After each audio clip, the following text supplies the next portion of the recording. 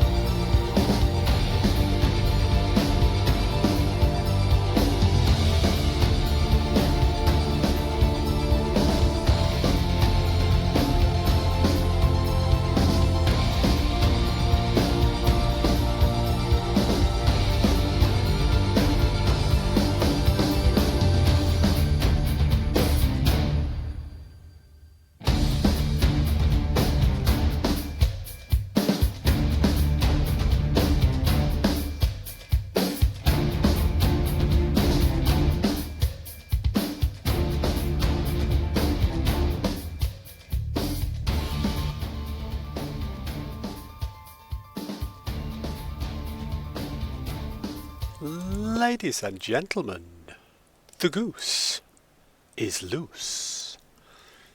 Welcome back to Monday night. Monday night is Starsector night. Dragon, how you doing, buddy? Good to see you. Right, let's get some sound up in here. We had about 35% or something last time. Right, let's see what chaos we can get up to in tonight's Starsector adventures. I'm fresh off a full weekend of RimWorld streams, and I'm going to have to recalibrate my head for high action space adventure.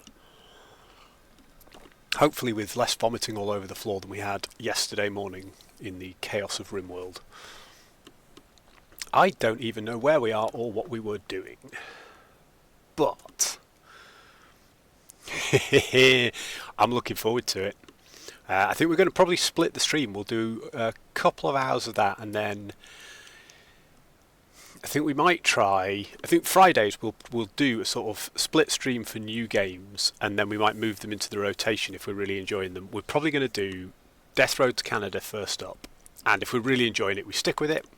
And otherwise, we might move to either some Quasimorph or some Stone Shard. But there's a few different things on the block, so we shall see, Right, we recently acquired a new hound which we have yet to fit out.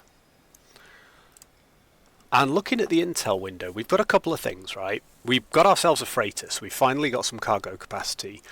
We've got a little bit of transplutonic ore we stole from that raid that we did last time. Now that will sell, and given it was free, that will sell quite well in Asconia. Right, we can sell it at Syndria to the Syndrian Dictat. There's another thing I quite like about going to Asconia, and that is if we look at the map, there's currently pirate raids going on heading for Asconia. So if we were to go there, at the moment we're heading out to Zagan. I can't remember why we were doing that. We may come back there, but if we would go to Asconia, we can sell that stuff, we can have a look at the markets, we can see where we're at. We've got a little bit of cash, not a huge amount, and then we could maybe do a little bit of pirate hunting, because at the moment the only accepted mission we've got, we've got an independent one to survey a gas giant up here. That could be quite interesting. Needs 440 crew. We need a little bit more crew, but we have got the Luddic shrines. But I think we're probably going to get, if we take Karma's advice and check out the maps, it looks like we're going to have pirate activity in Asconia, and we can always head back up to Zagan anyway. So I think we're going to head to Asconia, and let's just see where we get to. So we have, let's just have a quick look at, yeah, well within our fuel range. We have plenty of supplies, so I don't see why we wouldn't. Let's do it.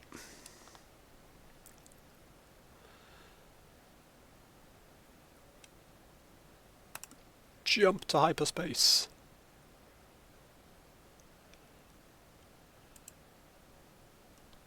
I'm not sure we have any audio coming through. No, we don't. Give me 2 seconds. Oh.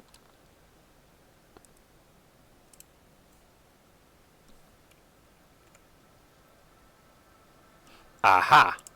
I have seen the issue. Right. Starsector does not like you changing audio inputs after you've loaded it. Let's just reboot, and then we should get audio through the correct channels.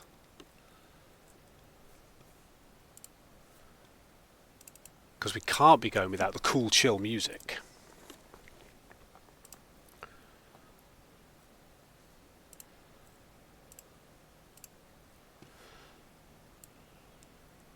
Right, let's get this thing going on.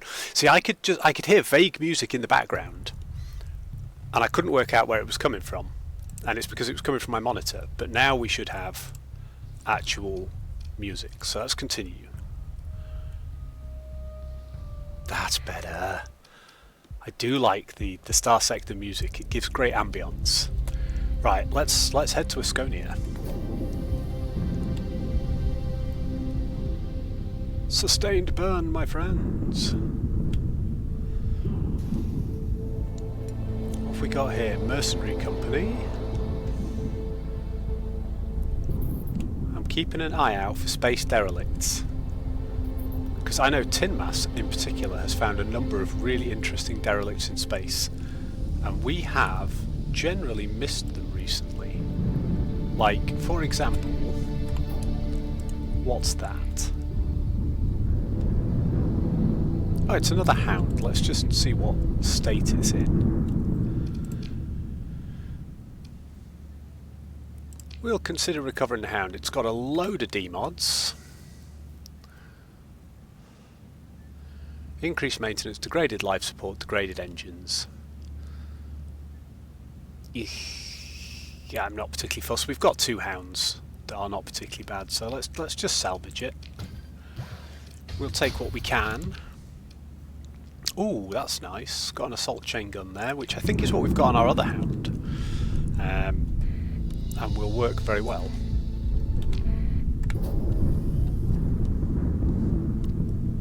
So we might be able to get both our hounds as little close combat nippy chain gun machines.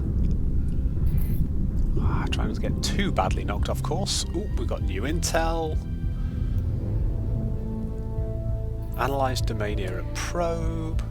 These things come in so quickly, and I'm always so focused on everything else. Right. There was bounty in Zagan. I think that might be why we were going there. So it is cleverer to go to Asconia, because I think... Oh look, system bounty and Asconia, brand new. We thought that might be coming up. So we can definitely go and take advantage of that.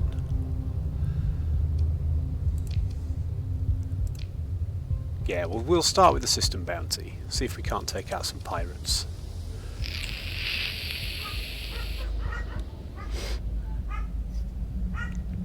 Yeah, I sort of take your point. You know, ship's a ship, and the salvage is not amazing on that. You know, we got almost nothing really, so we could have just taken the ship, but I think another hound would probably have been quite useful. What am I doing? Right, we're in Asconia. Let's jump. Wow, we had our transponder on this whole time. Right, so first off we're going to find pirates here, and we've got a signal out here somewhere, so let's go and see what we can find. That's a patrolling picket.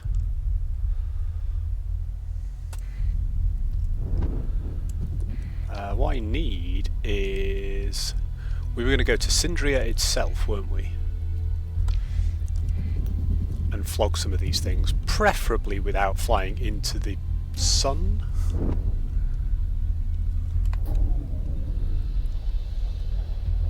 I don't want to get into a solar flare too heavily. Then we can refit the other hound we've got. We can check out our fleet a little bit. We have no suspicion on the black market, and let's just have a quick look at what the Syndrian Diktat as a faction consider illegal. So drugs, armaments, organs and AI cores. As long as we don't trade in those, doesn't really matter if we do a load of black market trading, we'll get pulled over, but that'll be about that. So we could flog these on the black market, along with those. Make ourselves a little bit to cash, and then do we want to buy anything? I don't like the makeshift shield generator particularly.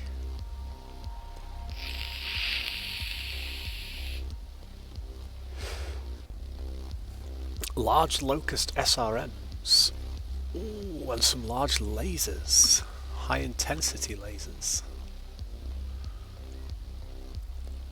Big auto pulse laser and some heavy auto cannons. So we've got a lot of medium and large mount stuff, that's all good.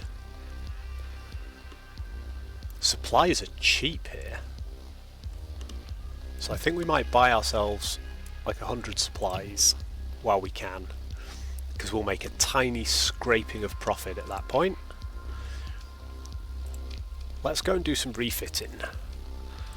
So we've got a hound. The other hound excuse me, the other hound has the assault chain gun and a dual light machine gun, and we gave it heavy armour and auxiliary thrusters.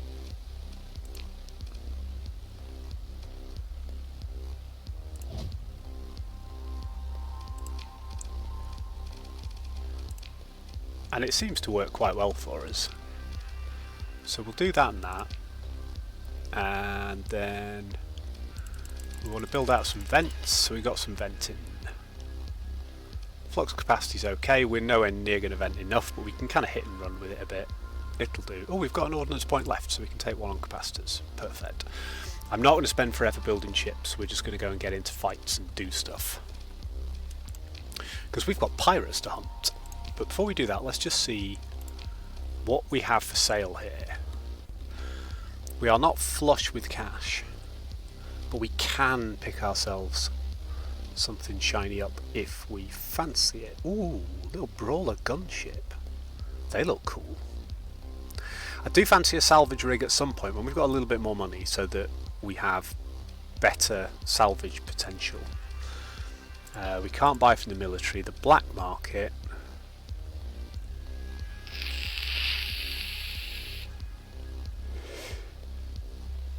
Okay, cool.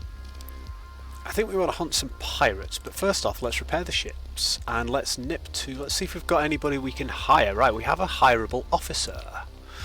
So, anyone who is new and has not been watching before, everyone who is new or not new will have heard this a million times, but if you're following and you want to name one of our captains, and we might have two to name in a minute, then you are absolutely free to do so. Just let me know. Let's have a look. What can you do? She's got helmsmanship, so she will get manoeuvrability and top speed on her piloted ship. I think we'll take her. 2,900 per month, that's nice. Yep, definitely, you can come on board, at which point let's have her on something rapid. So one of the hounds, I think.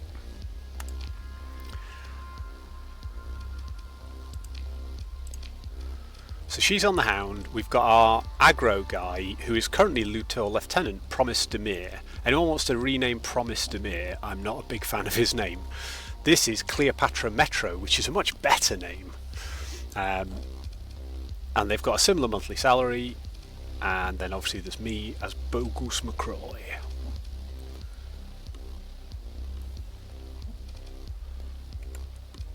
Right, let's nip to the dockside bar and see what we've got. As you start to take in the clientele, the light flickers. Ooh, here we go. So you take a shuttle down to the main concourse and quickly find a likely looking establishment. You enter the bar, leaving the noisome propaganda. Oh, nice. Drakey must have a helmet. Off-duty labourers drink away their ration credits dutifully at benches set beneath diktat insignia. In one corner, a cadre of finely dressed officer bureaucrats calls for another round. Even here, a larger-than-life hollow of the Lion of Sindria looks down on you as you decide what to do. As you start to take in the clientele, the lights flicker. The sundry hollows and screens fuzz and go blank as EM interference scrambles their inputs. With a series of bangs, troopers in light combat frames burst through the entrance, shouting amplified orders, waving vicious little guns. Random IntSec raid. You know enough to appear calm and keep your hands away from your sidearm. Each patron is scanned, and in turn their fate is revealed by a subtle movement of the lead IntSec officer, signalling whether they are to be left alone or arrested. Most are spared. This will be interesting then. What's going to happen to us? We'll keep cool. One group of spacers appears to believe they have something to hide. As the officer approaches, they break into action. One manages to half-draw a concealed weapon, but is hit with the crack of an electro-stun restraint foam round. The convulsing body crashes through a table, sending pieces of broken glass up in glittering parabole.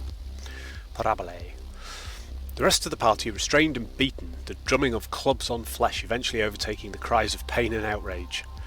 Outsiders look on in horror. The staff and locals have a glazed, unfocused expression. It's safest to see nothing. We won't look. We'll just let them do their job. The Diktat internal security officer walks slowly on a tangent to you, examining each of your bodyguards from their feet to their weapons before shifting his gaze to you. You stare for a moment into his dark eyes. This is Captain Yannick Ram. I will say nothing. His eyes narrow and flick down to his scanner.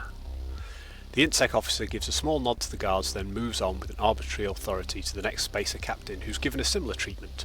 Apparently this means you're free to go. There'll be no more business to be done at this bar for the rest of the shift. Even the corridors outside are strangely quiet, the populace recognising the tell of a crackdown. Right. You leave the bar and take the shuttle back to your fleet. The comms officer calls for your attention. Captain, we have incoming from unofficial channel. No ID provided. They forward the link for your personal interface. A Syndrian Diktat officer appears. You first recognise the uniform of the Internal Security Ministry, the secret police, then you recognise his face. You were at a spacer bar not too long ago, and this officer led a raid, and his security troops beat some jumpy spacers near to death and arrested others. What game is he playing by contacting you like this? Does he even remember you? He must.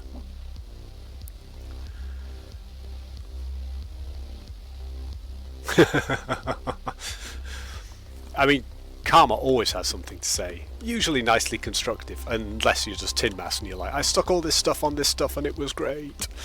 But yeah, the Discord is growing with Starsector stuff, and now RimWorld stuff as well, which is great. Greetings, Captain Beaugruce McCroy, says Captain Ram with detached authority. I've been following your career for some time. You are, quite ideally placed. I need you to help me save the Syndrian Diktat. He produces a painful-looking smile at this and looks like he expects you to return it. What could you possibly want from me? The Syndrian Diktat is strayed from its course, says Ram, leaning in, an odd gleam into his eyes now apparent. The Supreme Executor is no longer at the helm of the ship estate. Oh, so I'm trying to do serious roleplay here. Be quiet. Hollows appear with his image, yes, but they can be faked. It's obvious that the ministries have fallen to infighting and self-serving corruption, our war fleets given to profit-driven bloat. Without the true vision of the Supreme Executor, the Centre cannot hold. Corrupt advisors rule now and are influenced by shadowy forces funded by our enemies. Something must be done. He takes a deep breath with closed eyes, then looks on you with renewed vigour. And you're an outsider. You're the perfect wedge for my plan to alter the course of history. He holds up a hand to stop your reply. No, not yet. We will speak in the flesh. He taps something on your comlink. He taps something and your comlink receives coordinates. An address on Volturn. There's a safe house under my personal authority. OPSEC will be assured. Captain Ram gives a quick nod and signs off. I think we might have found ourselves another contact. Excellent. So we need to go to Volturn and meet him at his safe house. No time limit on that one, which is good. He wants to set up some kind of secret meeting. It's unclear whether his actions are legal within the Diktat and unclear what power play between competing ministries this might represent. You would do well to have a hidden weapon and a holowreck rig to record whatever treason, blackmail or other scheme Ram might be planning. It would not be difficult to have a squad of elite marines ready to move at an invisible signal. You consider your options for this encounter. Well, we've got some marines, so that could help us out a little bit. Let's go hunt some pirates. So we've got a listening station out here which is controlled by the pirates. And we've got the pirate base on Umbra, so we could fly towards there and start hunting pirates, couldn't we? There are going to be some pirates towards Umbra. Let's go this way first. I don't want to fly right through the middle of the sun, if it can be helped. Ooh, here we go. Combat's happened over here. Got a Shepherd class drone tender. We'll salvage that. We've got a little scavenging thing. Let's see what we can do. Oh, close range scan of the debris field reveals a ship that could be restored to basic functionality.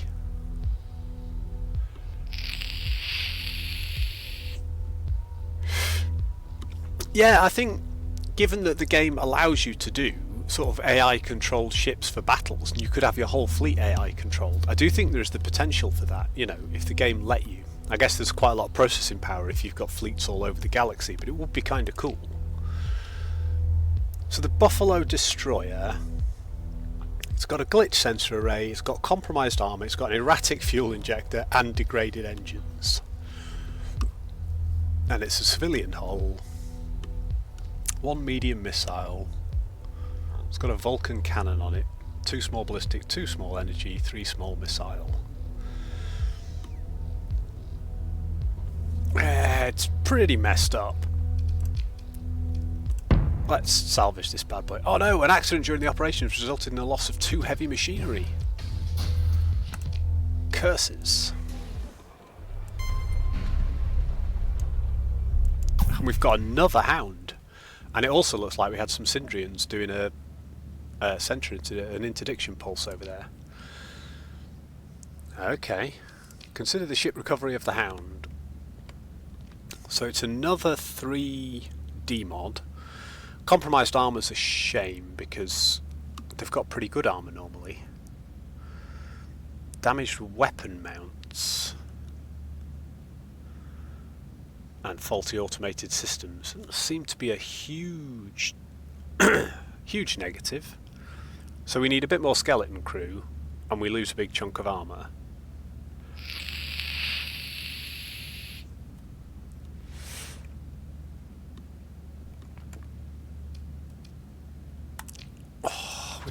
We'll just salvage. We'll just salvage. I've got 2 hounds. I don't want 2 more at the moment. Right, I saw a pulse up here, which makes me think we may have pirates.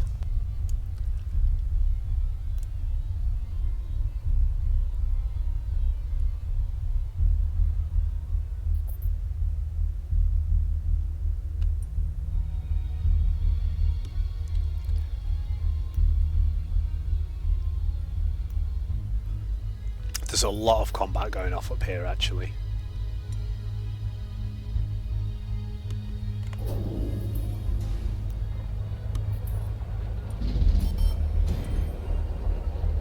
Yes, there is.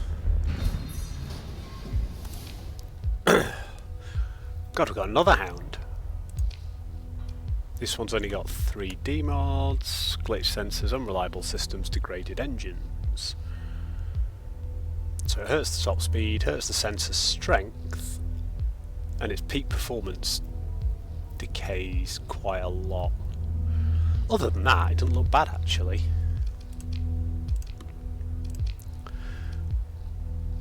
And then we'll salvage the rest of the field.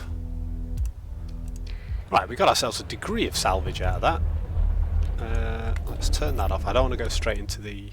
Oh, here we go. We're not smugglers. You can scan away, my friend. You have found no contraband or suspicious cargo. I'm helping you fight pirates here. Although I haven't actually fought any pirates yet. What have we got? Right, we've got another Colossus freighter. Well, we'll just salvage. I'm not going to take story points for a Colossus because we've already just grabbed one. And a mule.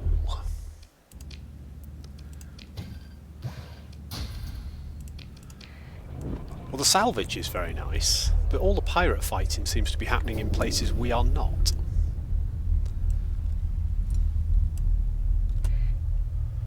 All these mercenary scouts. Oh, more fights over here. What state is this kite in? Only a couple of demods, unreliable subsystems, glitch sensors.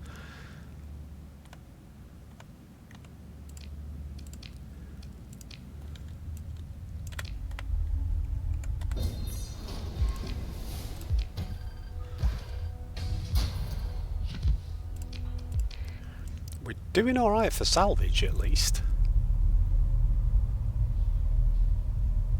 I want to see if we can actually find some pirate fleets to engage, though. Let us have a look. Do a bit of an active sensor burst. Ooh! Who have we got up here?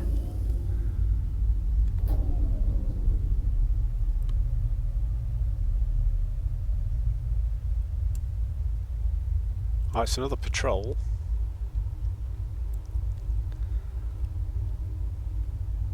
Let's head down towards the pirate base.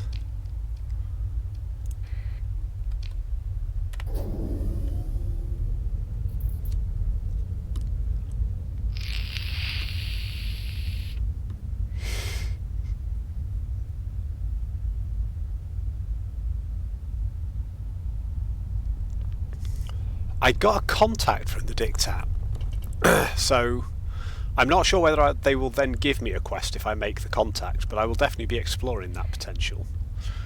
Let's make ourselves really visible to pirate fleets. Here we go. Then let's turn our thingy off. What have we got here? Unidentified fleet. Yes, pirate raiders. Ooh. This is quite a beefy fleet.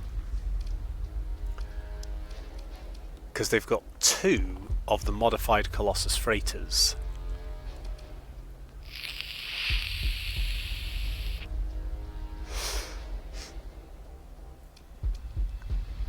See, we've got some destroyers. We don't have any combat freighters, but the combat freighters have a bit of a loadout on them. But I reckon I'm going to give it a go. This could be the end of our playthrough straight away. Hey, Karma, welcome on in, buddy. You're just in time. We're going to fight pirates. I took your advice this time, and I looked where the pirates were going, and I flew myself there. And when we got there, so we went to Asconia, and by the time we got to Asconia, there was a system bounty up. The weather in space is good. I'm just trying to work out whether we have the mass to do this, but we've got our own enforcer. They've got a number of D-mods. They've got a couple of the pirate freighters, which are going to be obviously more combat focused. I've got the actual heavy freighter, so they've got a lot of weapon mounts and presumably a pretty chunky amount of hull. The armor's not amazing, and their hull integrity is compromised. I reckon we can take these guys.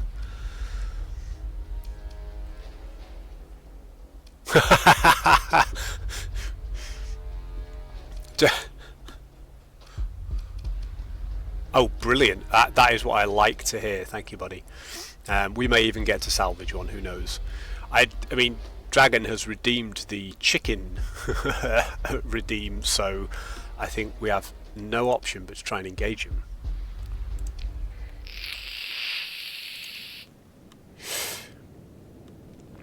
And I think for this fight we will take everything. We've got loads of supplies because we've looted a load of stuff in this pirate system, but we want to make sure that we nail these pirates.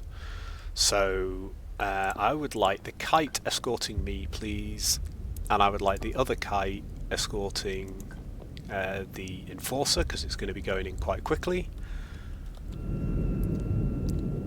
I need to remind myself what on earth we've got. So we've got Sabo SRMs and then just the cannons, so we need to keep range. I haven't flown this ship in ages. I can't even remember really what I should be doing with it.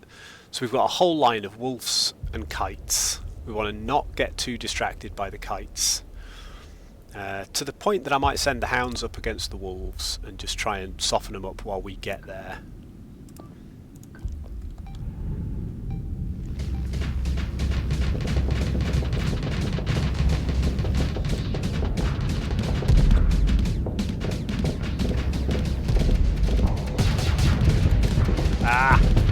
My flak launchers.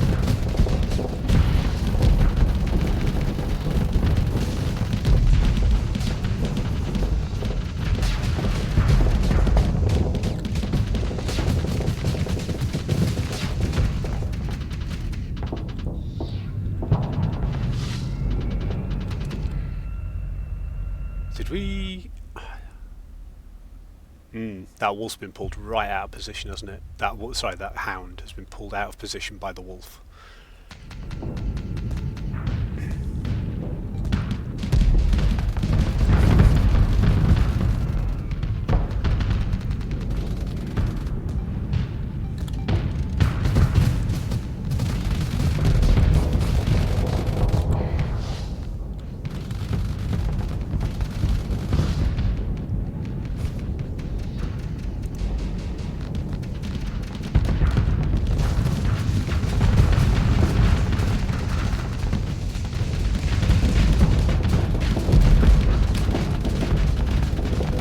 That's not gone well.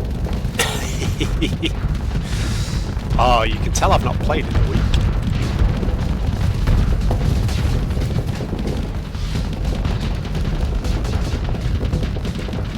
Right, back off, back off. Oh, we're completely disabled. We are completely disabled. We're going to flux out here if we're not careful. They've shot up our engines. There we go, we're dead.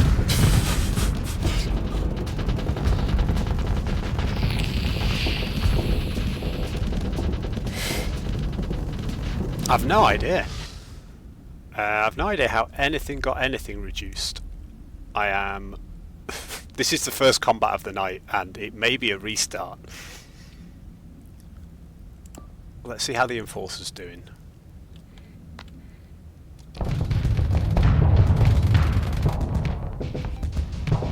So we've got an Enforcer off.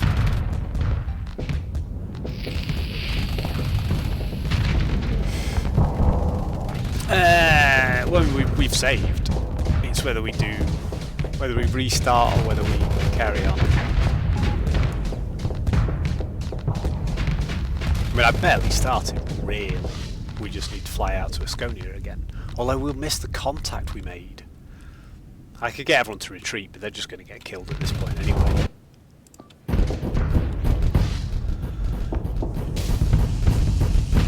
Those hounds are just too tricksy. Hammerhead's doing work, but I don't think it's not going to be able to do this on its own, so...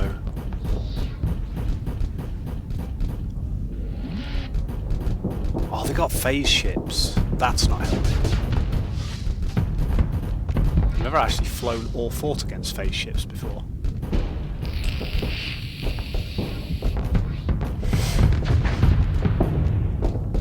Well, it's going to be a slow burn start. We may be doing a little cheeky reload. What I meant to do was dock up somewhere and just run a simulation and get used to my ship again, having not played for a few days, and I really should have done that. Because we just got trounced.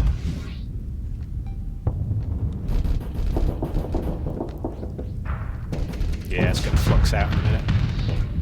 There we go. We're dead. Look at that. Boof. Now the Enforcer's still up, as is the Kite. Right. So the Hammerhead's down. Oh, nice. Got the overload, but... Dash it in, dash it in. Ah, you could have just gone straight in there. Mind you, they got the kill.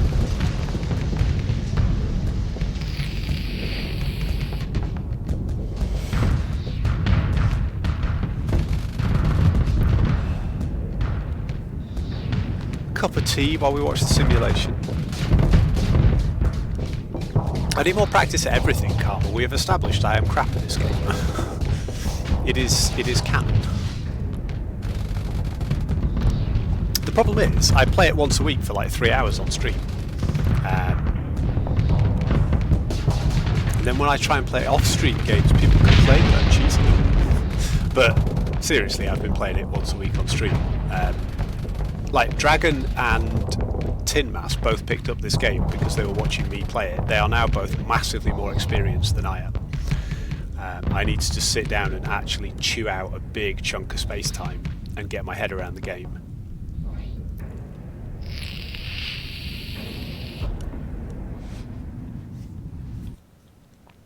Well, that's gone badly wrong. I mean, we're going to lose. Yeah, we are. We're going to lose. But we didn't lose... Well, we took some stuff with us. But we're done for now. I mean, look at that flux building up.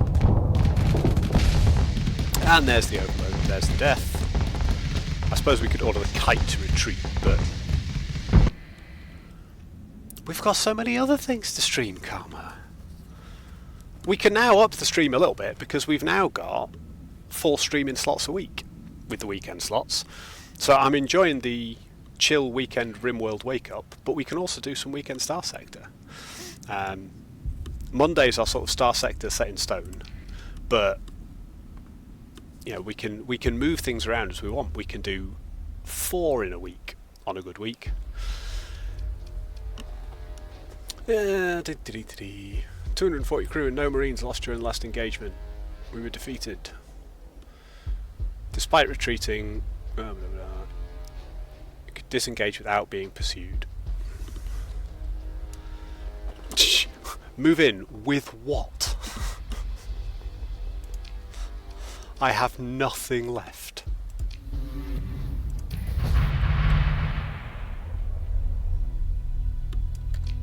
Like, that is my fleet. I got essentially 1 combat ship.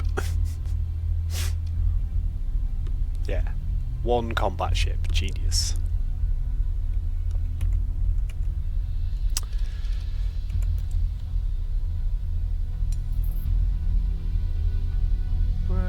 Right, they're going to try and pursue me to the ends of the earth.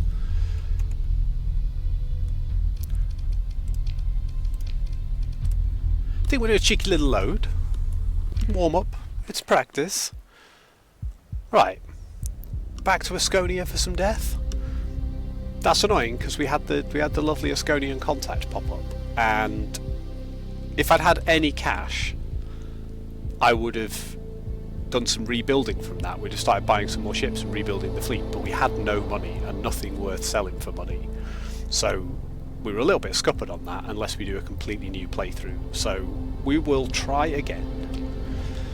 So we're going to Asconia. There's going to be a pirate fleet in there, or a pirate bounty in there. And we're going to see what we can do.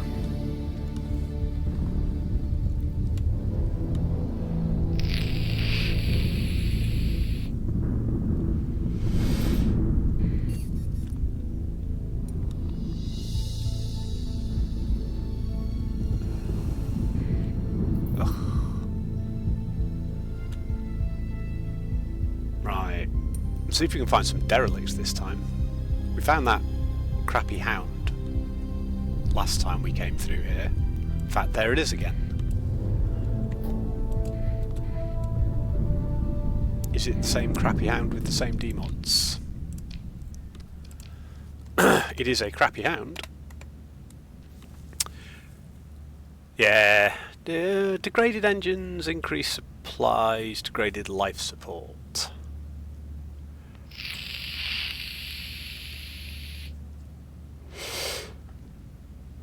Well, I mean, all that advice would be really useful, Karma, because I think the tutorial for Fleet Command is... it's very light touch at best. You know, this is how you give an order to attack, this is how you give an order to hold an area, off you go. But it gives you no idea as to what actually helps. So maybe we just let everything move up and pick its targets and do what it's going to do, rather than getting drawn out of place and blown up trying to follow specific ships as they retreat. Especially the problem with targeting the wolves like I did is they just beam backwards and disappear, and it draws you right out of line and you get surrounded and swamped. So that was a bad tactical decision. Let's get ourselves a hound. Whoop. Oh, we've got absolutely ballsed by that.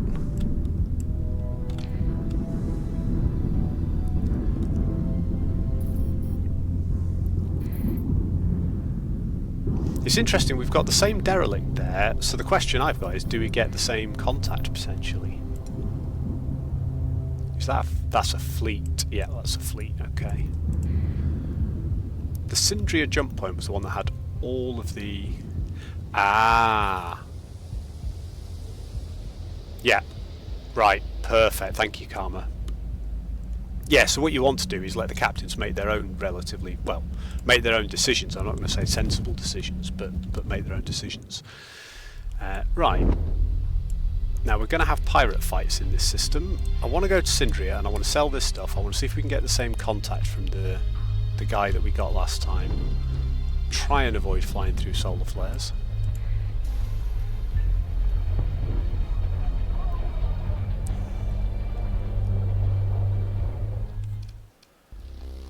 Right, repair the ships. If we go down to the dockside bar, oh look, we get exactly the same thing. So,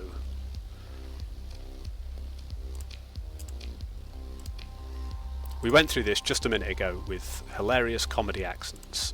So, we're going to go through the same options. Right, so we can meet him at his safe house on Volturn. Perfect. Then we want to go and flog some stuff on the black market. They've still got the makeshift shield generator, which I'm not a huge fan of. And we bought supplies here, didn't we, because they were cheap. And we actually made a bit more cash this time, that was quite good. What have we got on the open market? Converted hangar.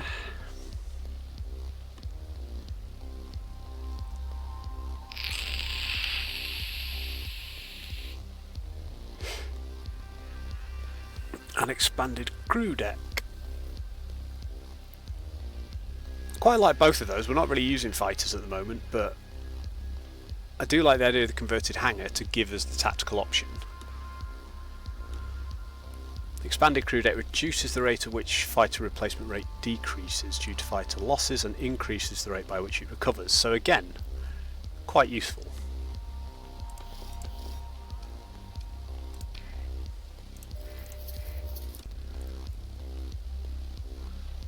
Right, so we've got some medium pilums, we've got some heavy mortars, light machine guns, harpoons, auto cannons. And on the black market we've got the large locusts.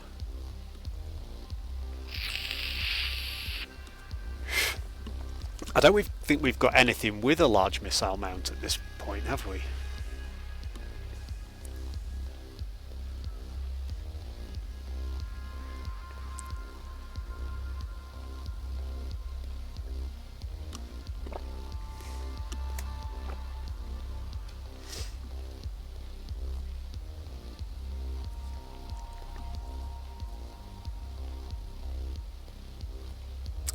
Yeah.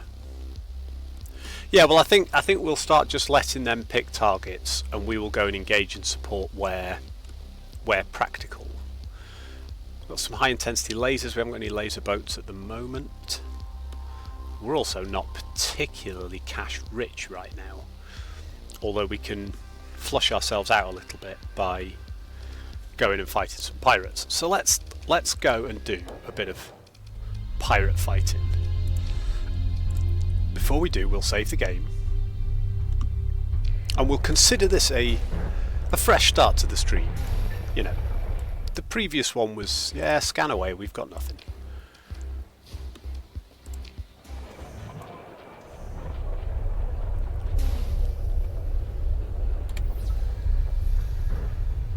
What have we got out here?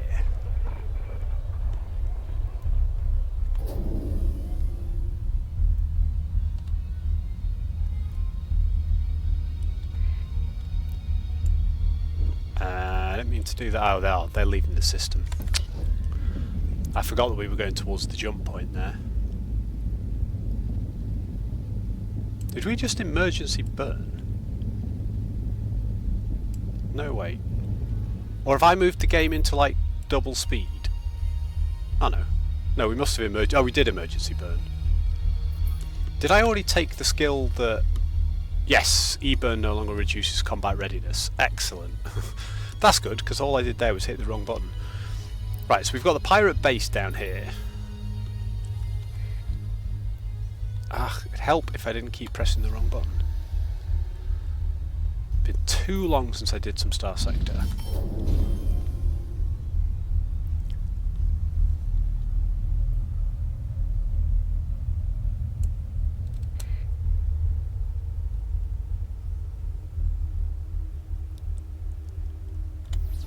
Yeah, I think the way that I've looked at the fleet management stuff before, let's sort of head towards Umbra, but we'll not necessarily just engage anything at will. The way I've looked at the fleet stuff before, and I never do it, is you either play very sort of fleet command heavy, or you command your own starship and just let them sort of do what they do.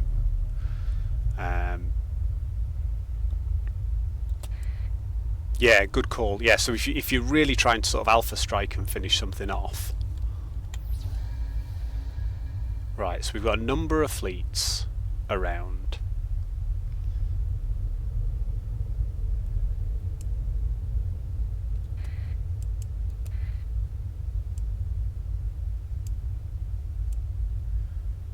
No idea the size of them.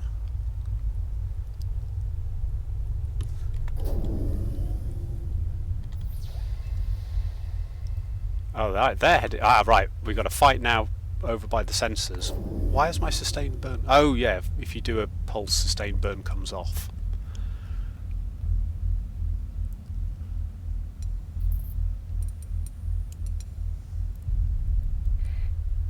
Right. So we've got a buffalo.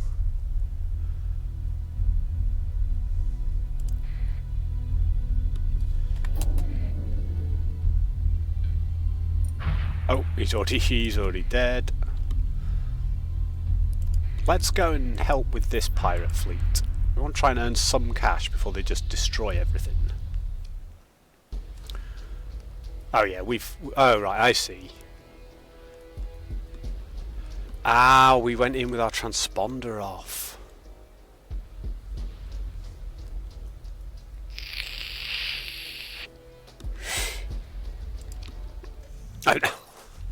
I think when it comes to me and Giggles, not convinced that's the... Oh, scan away, nobody cares.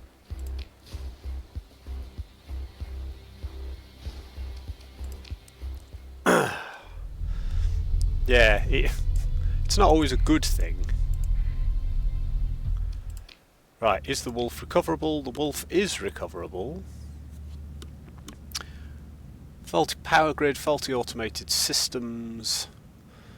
Oh dear, so flux capacity and dissipation are hurt, as is flux damage per second. Not particularly excited by that. Hey Liam, welcome on in buddy. Good to see ya. Welcome on in to anybody who is new to the stream. If you're following and you would like to... I tell you what we didn't do, which we did last time, was we didn't recruit an officer at that station, which we did last time.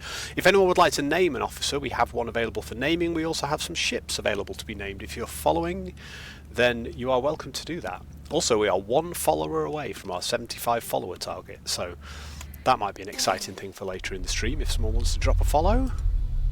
It is always much appreciated. Unlikely and high risk. What have we got up here? Oh man, these are all...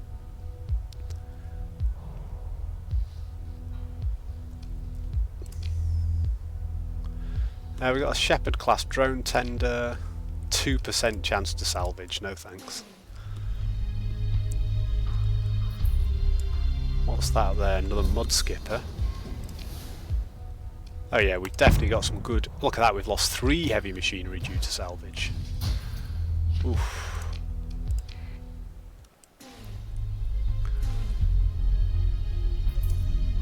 Don't particularly need another mud skipper, but we can salvage it. We've got another ship up here. We've got nerfed.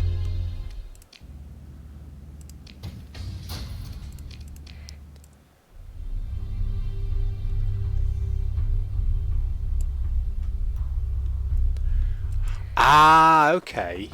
That's good to know, Karma. Because I'm like, if it's high risk and it's unlikely to find anything, I'm not just going to throw people and and resources at it to get nothing out of it, but that is worth knowing.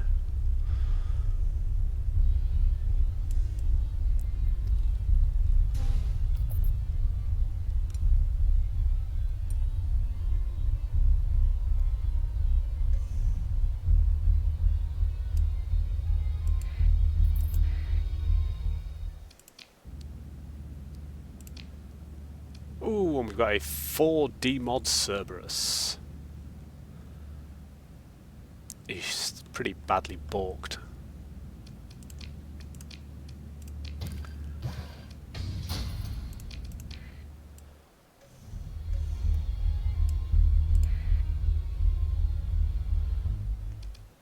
Found a few buffaloes tonight. What's the? Oh, this one's not looking as demodded as the last one. So we got faulty automated systems, faulty power grid.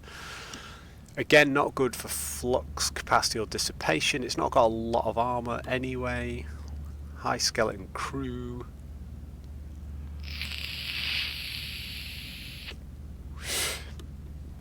Now, Karma, are you talking about the Buffalo, or are you talking about the other ship that I already skipped? Was it Cerberus? Because I know we've got chat delay on Twitch going on. Buffalo doesn't even use flux. Excellent. In that case, let's get ourselves a new ship. So we've got even more ships we can be naming.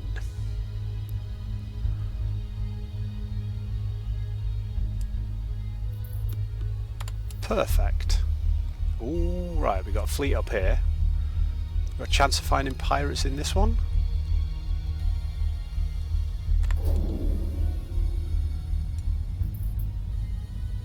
Ah no, it's another derelict. Oh, it's another enforcer. Let's consider what special measures we might take. I do like my my existing enforcer. How bad is this one?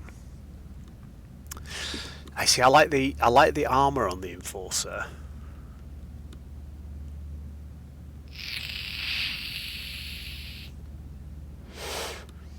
And it's got compromised armor as well as faulty power grid.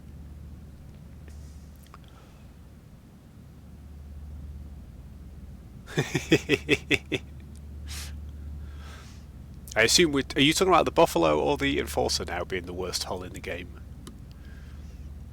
Because the Enforcer you helped me fit is brilliant fun, even if it tends to explode a bit.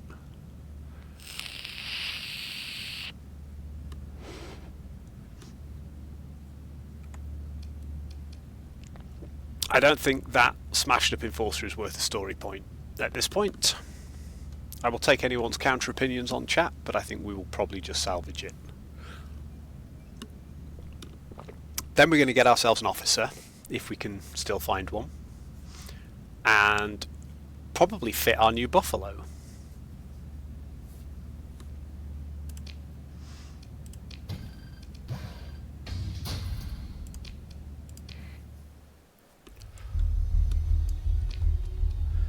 Right, let's head back to Syndria.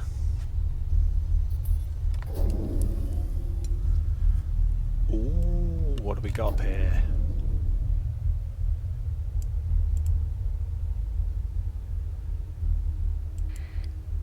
Another Cerberus.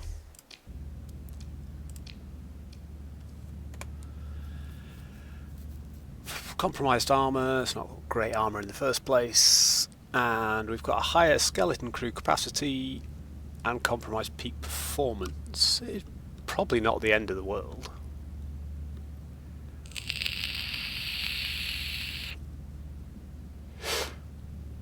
And another ship with shielded cargo holds and rugged construction.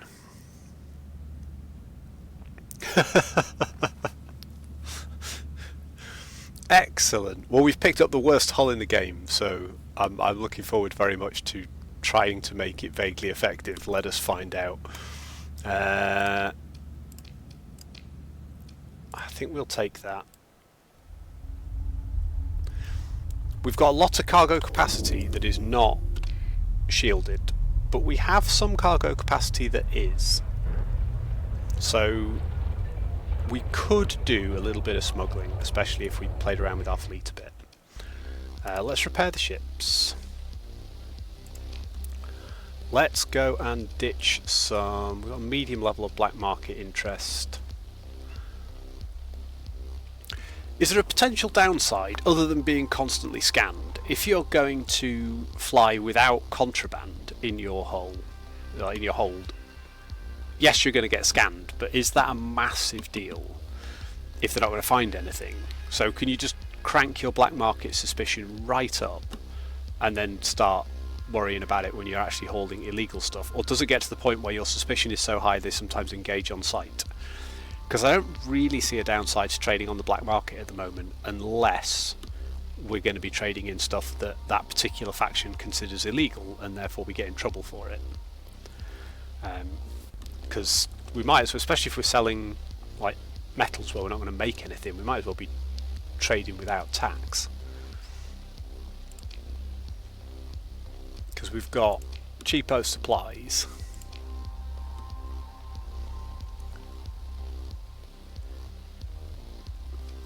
We didn't want to do this first anyway, did we? We wanted to see if, here we are, Cleopatra Metro is still available.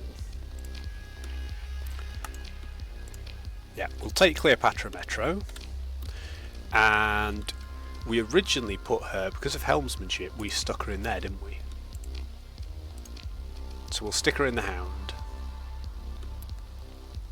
Ah, okay. Brilliant, thank you, Karma. Is there a decay period on your black market suspicion, and is it different per faction? So like if I rack up a massive black market suspicion with the Diktat and then I go and play in hegemony space for a bit, do they still have suspicion or not? Oh, Liam, you can totally be Cleo. I don't know if you're getting ads right now, so we'll sort out Cleo in a minute, but I can totally make her you.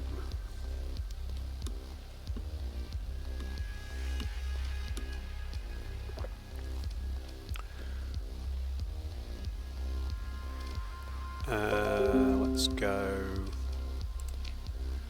crew cargo, we don't want that.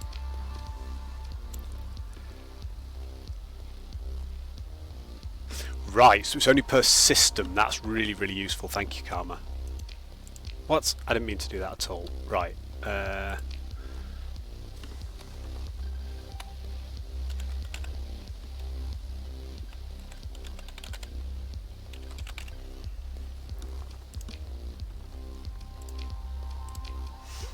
Excellent, so we've got Liam in place. Anyone who is in chat and following and would like to name or rename Lieutenant Promise Demir, I would appreciate it massively, because I'm not a fan of his name at all. So Promise Demir is definitely up for naming, as are a large number of our ships as well. So we currently have the Goose's Fury is named, the Shadow Hunter is named, the Beetlejuice Goose and Paws Judgment have all been named by chat, but we've got plenty of other ships that we could drop names on too. Oh, we didn't fit out our other Hound, did we? In fact, we've got a ton now. We've got 2 more Hounds. We've got a Cerberus and we've got the Buffalo. Ah, per port. Right. Ah, Outer Arbiter. Thank you, buddy. That's a familiar name from a different chat. Great to see you here. Thank you very much, my friend. Also, you're a follower, so thank you for joining in the chat. You can, if you wish, name either Lieutenant Promise Demir, or you could name one of the ships.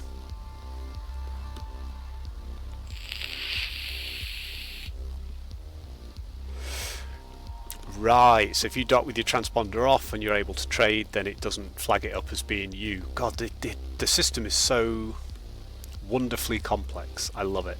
Absolutely love it. Right, let's refit some ships, because we've got things that need doing. So we had an assault chain gun, a dual light machine gun, I think heavy armour and auxiliary thrusters we put on our last one, and it seems to have done us okay.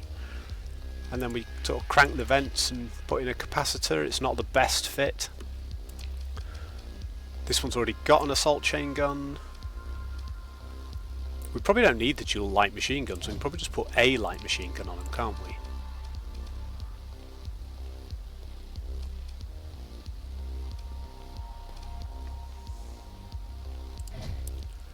And that buys us a couple of capacitor slots. Friendly local! Thank you again for first time chatting. We got 2 of our more recent followers chatting in chat. Thank you very much, guys.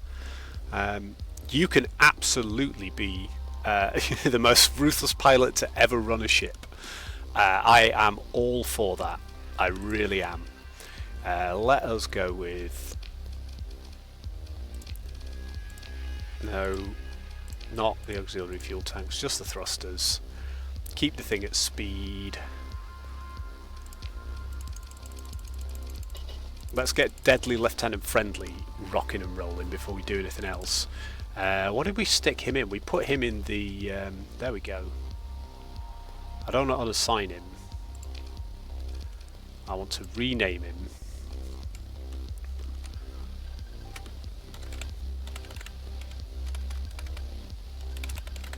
So all our crew are now named. We've got Eurowizard Liam, and we've got Lieutenant Friendly. The most ruthless pilot to ever run a ship. Love it. Absolutely love it. Right, we've got Cerberus down here, and then we've got this Buffalo. So we've got small energy, we've got medium missile, we've got a load of small missiles, small ballistics.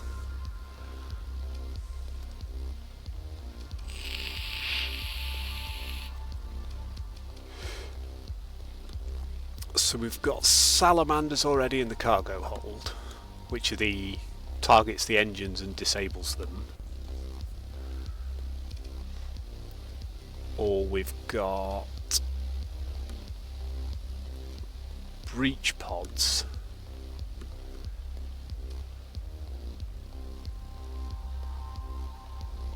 We've got reapers. We've got Pilums. We don't really want to be hitting long range on the medium turret, do we? Because everything else is going to be... Mind you, we've got a load of other medium turrets. So we could, in the ballistic turrets, we could have...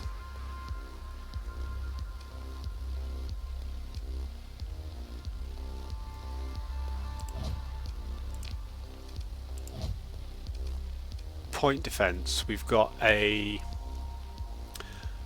medium range energy weapon, 800, and it's a beam, no hard flux, but 100% against everything.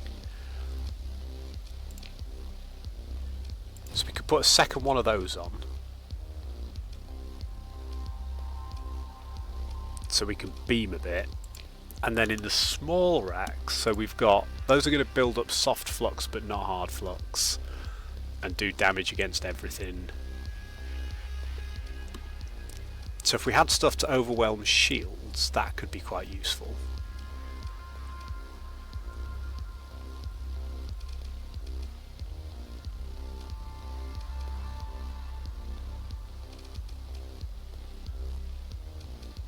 Or we could have anti-shields in all of these.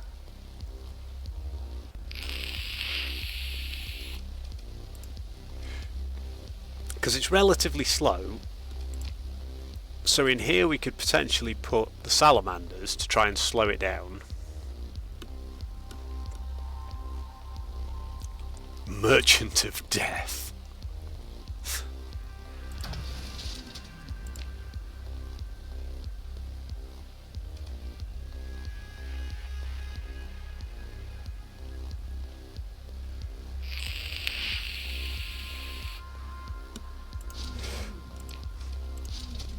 Right, I have a plan. I'm sure this is crazy, and I'm sure Karma will explain to me why this is a terrible idea in a minute. But, right, it has no shield, does it? So that's fine. So we don't need to worry about flux particularly. And it's mostly missile weapons, so we really don't need to worry about it. So what we could do with here is... the The armour's not great, but actually we get a massive chunk of... We like more than double the armour if we chuck heavy armour on it. We probably want expanded missile racks, given that it's rocking missiles.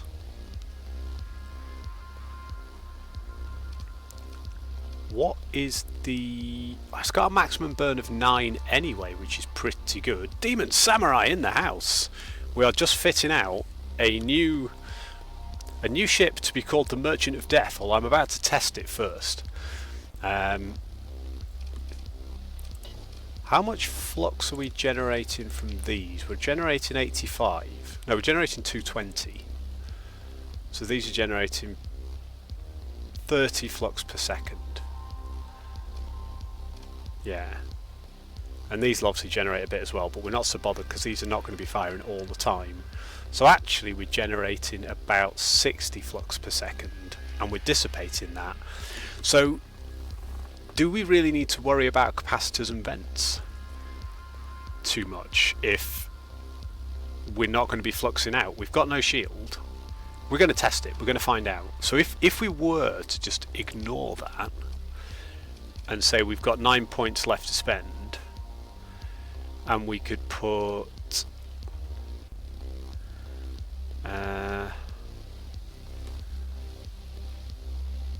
we get another 10% armour with these and increase the durability of weapons, which is good because we've got no shield.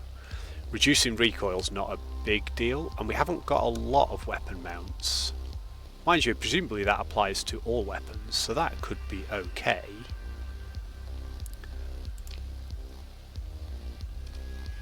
And that leaves us to do... So I'm going to test this now. We're going to find out it's terrible, and then we'll worry about it.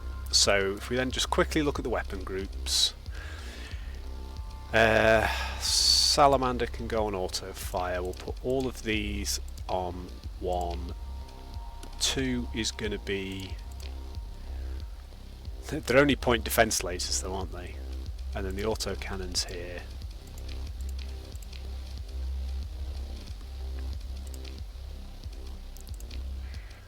Right, let's just see how badly we get wrecked by a hammerhead.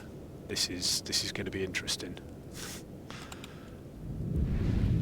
Oh, I'd forgotten that the arc of those missiles was completely side on. Yeah, okay, that's not massively helpful. What is... Oh, it's got a flare launcher. Turns pretty quickly, but... Ah. Wow, we overloaded that quickly.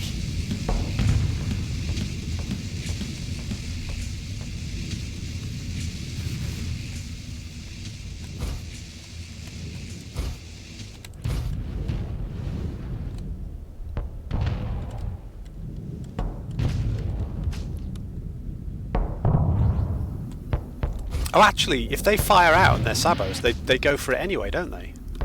So that's actually alright.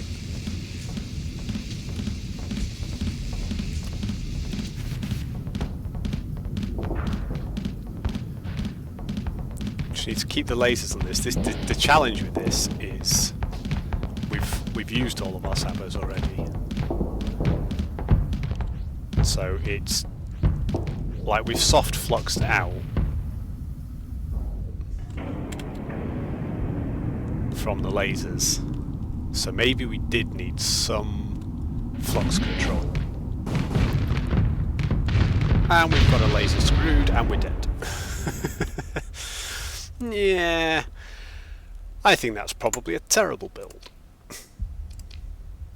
So, you know, Merchant of Death is a brilliant name for that terrible ship.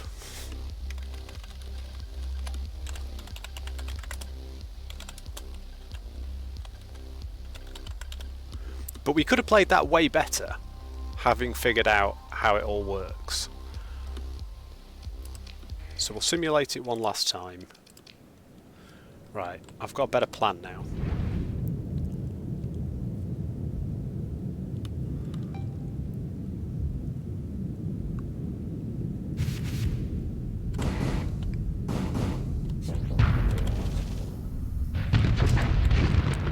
Okay, the flare launcher not distracting from that at all.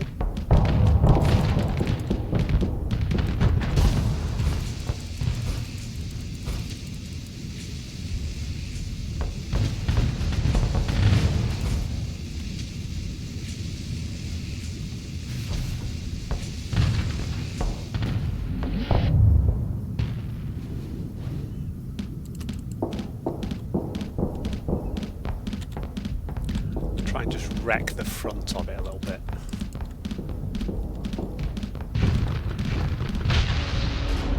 Yeah, okay, so the armour is just terrible. It just gets absolutely nuked. I'm sure it is karma. I appreciate your restraint in telling me how terrible this build is, but it's just ridiculous. I mean, that armour's terrible. And it's got no hull, and I have no idea what I'm doing with it. So, you were right, we should totally have salvaged this and put all this stuff on it. I'm going to come to fix that later. I'm not sure that's particularly entertaining from a stream point of view.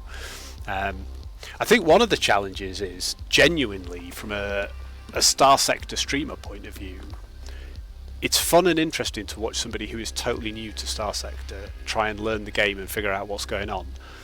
But beyond a certain point, I suspect it's actually not that entertaining to watch me just mess stuff up constantly and lose constantly. I need to go away and actually learn the game before we bother streaming it.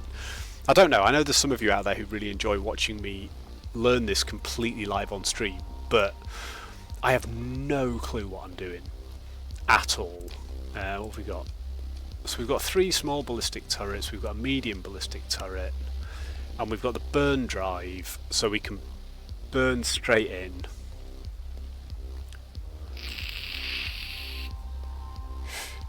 So this is a bit of a sort of close range blaster ship.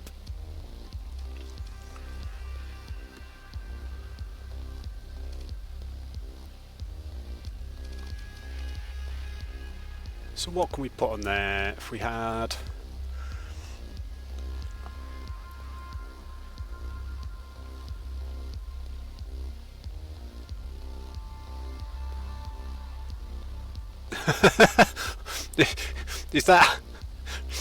Is that gentle sarcasm, or because I mean I gave it a go with what you've taught me in terms of what I know, and I gave it a couple of goes. I am going to come back to refitting it, and maybe I'll do some of my fitting off stream, because I've noticed the last couple of streams we've done quite a chunk of fitting and not a lot of gameplay. But I know I can fit that Buffalo better.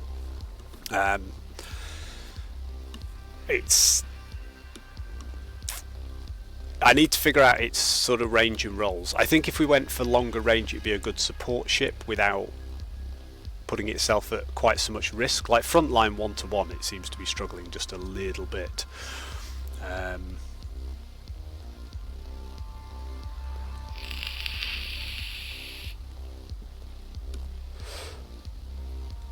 Mining blaster's interesting. Burst of pulverizing bolts of energy at close range.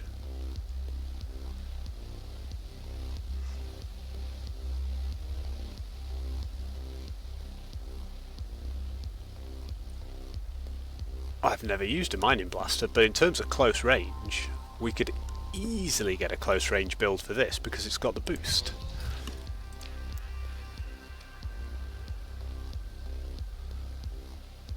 Mind you, it's got compromised armour and it doesn't have a shield either, does it? So it's just going to go pop. So if we put heavy armour and armoured weapon mounts on it to try and get the armour up a little bit, and then yeah, I think you're right, Karma. The thing I love about this game, like, we're playing totally vanilla, so no mods at the moment. This is my first playthrough, and I think even in the vanilla game, without any mods, without any of the sort of additional ships and factions, there's so much to the game that you can sort of pull together. It's brilliant, absolutely brilliant. So anyone who's new, welcome on in. If you're following in chat, we don't currently have any pilots that you can name, but there are plenty of ships that you can name. Chat have named all the pilots and a few of the ships, and so if you're following, you are welcome to do that. And we are 1 follower away from our 75 target, so you know, if you fancy following and you're enjoying the stream, that would be much appreciated, but you do not need to be following. You can just chill and enjoy the chaos that is me trying to learn this game.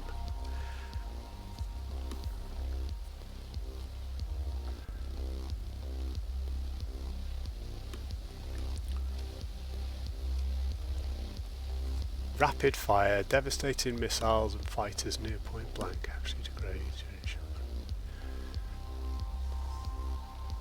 Interesting. I mean, that's super close range. Like, we would just get melted. So I'm not building this like this. I'm just really interested if I was to do like this, and then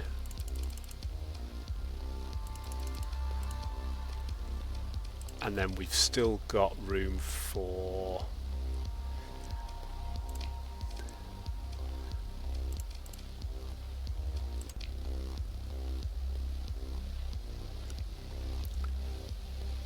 I do love a thumper. I really do. We'll put the Vulcan cannons there, the machine gun there. I just want to try the mining blaster. I've never played it. I have no idea what it does. So we're going to run a simulation. We're going to play against. I have no idea. Well, we'll play against another Cerberus. It's like a pirate one. Oh, we could go against a mud skipper and then feel good about ourselves. Let's go toe to toe.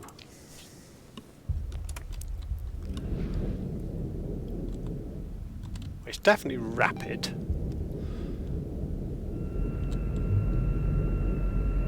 Ooh.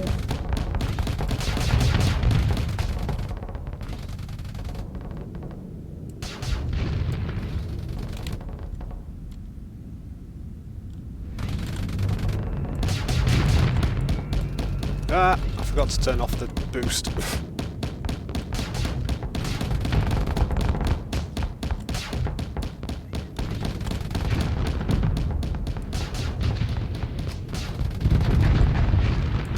Yeah, I mean, we're going to die this time, but...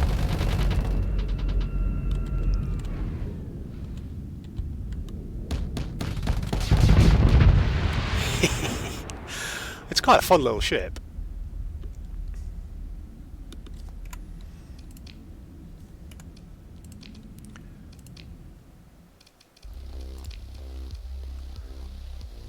I don't think we've got a thumper in here, have we? We've got our thumpers on other stuff. We haven't even got any to buy either.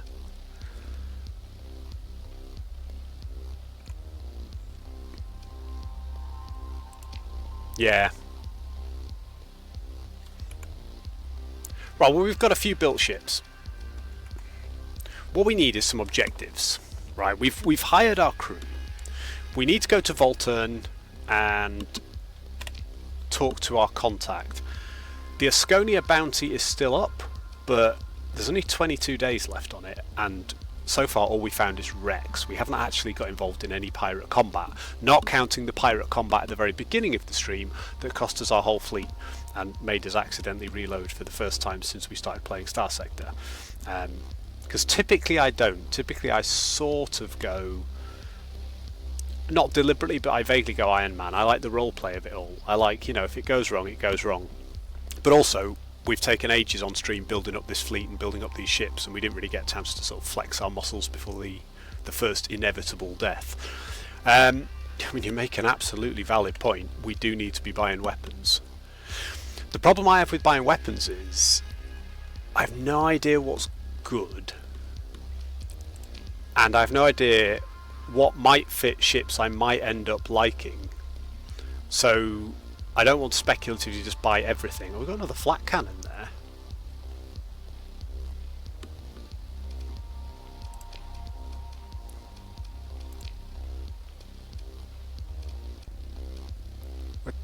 Two thumpers, two auto cannons on this. Weren't we going to rock this with two flat cannons and three thumpers? So another flat cannon could be really good.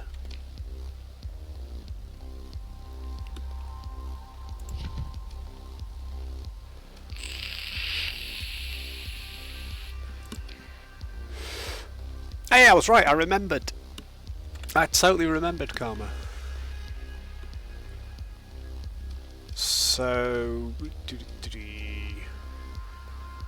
In terms of arcs, I think so those are 8OP and 8OP. We'd stick one on there, and then we wanted another thumper as well, didn't we?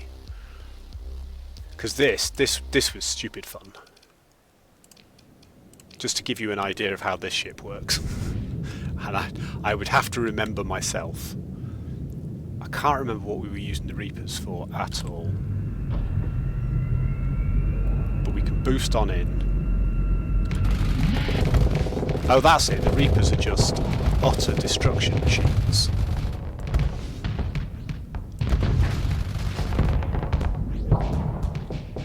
And I always miss my last Reaper shot for some completely inexplicable reason.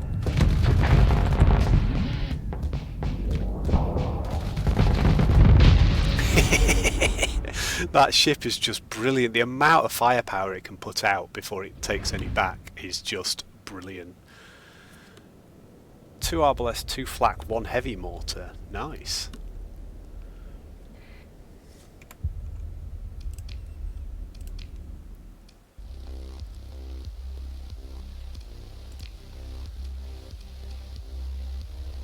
So it was the arbalest that I had on before, wasn't it?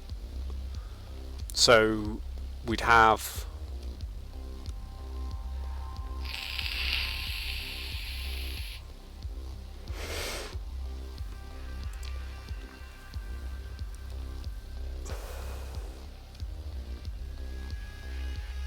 So what we're saying is we would put the arbalest on there, we'd put the flak cannon on there in a minute. We'd probably have to drop a vent. So we've got a couple of flak cannons and then a heavy mortar, which I have in cargo actually. So if we drop that, put that flak cannon there, because I have a weird thing about symmetry.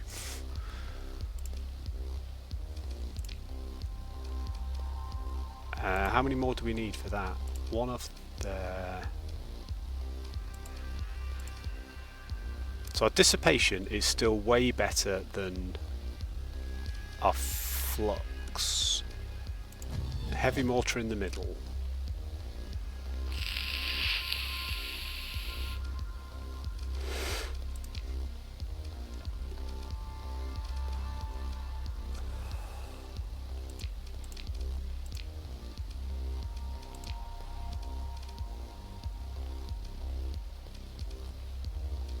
Oh no, that's not a mortar, that's a mauler. I just noticed that, Karma. There we go. Right, that gives me back a great big chunk of stuff. Right, so we've got the mortars for anti-armour. We've got the flak cannons for point defence and the arbalest for medium ballistic. So that works pretty well. So flak cannon, heavy mortar, the 2 arbalests.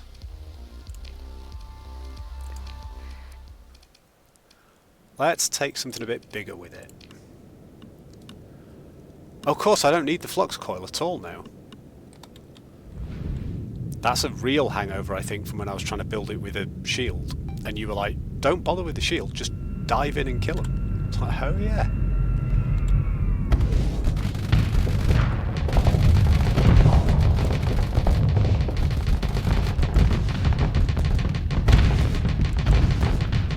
I was going to say, none of my Reapers are firing. It's because they blew one of them off, I think. This is going to absolutely destroy me.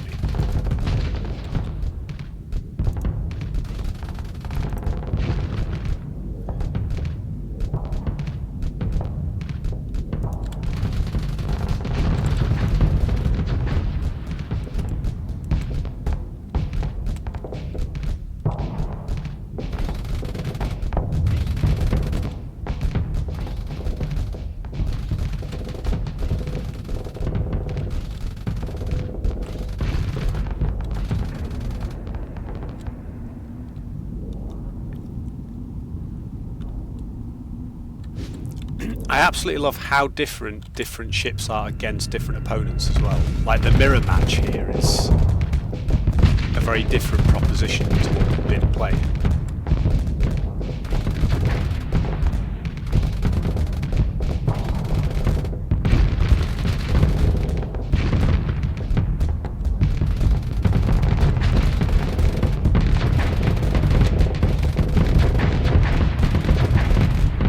We are going to die.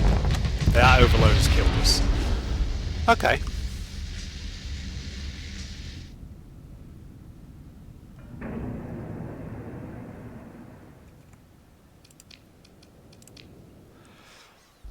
How have we not got heavy armour on already? You're absolutely right. So we don't need the flux coil, because that's basically like if you've maxed out your vents, isn't it? If you've maxed out your capacitors, we're not massively big on capacitors. We don't need the distributor either, do we? Because that's not as efficient as vents, and we've not maxed out on vents yet. But if we were to put... Right, heavy armour's more expensive. Friendly local, you are entirely spot on. That was a little bit of a mess. One of the other, I suppose it's not a problem. I don't know what it's like for people who are watching the stream, but for me, I could spend all day in the ship simulation just throwing things against things to learn how stuff works and seeing what it's like. Now we should be able to take a buffalo, right? I hear buffaloes are terrible.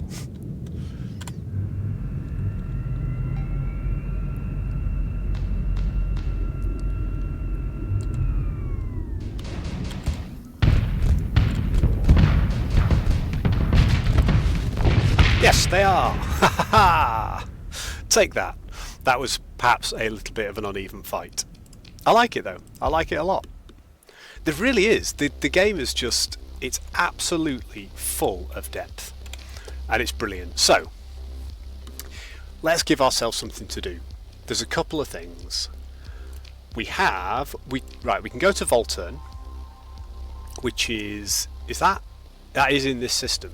So I think we'll go and meet the usurpers and hopefully get ourselves a new contact.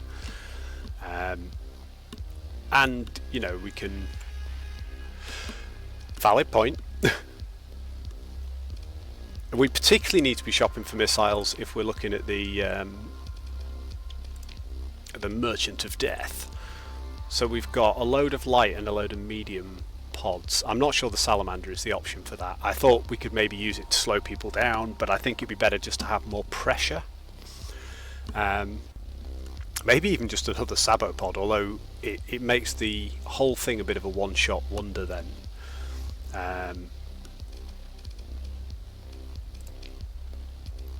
So in terms of missiles, we've got medium pilums.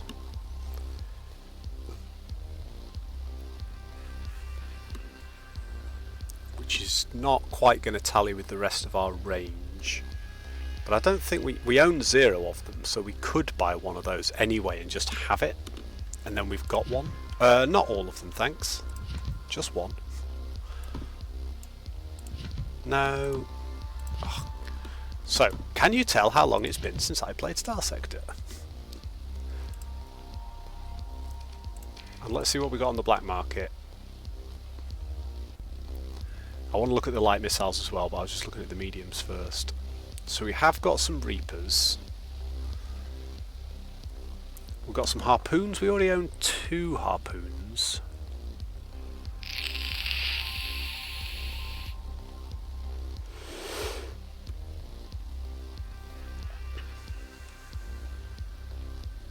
We don't have any breach SRMs.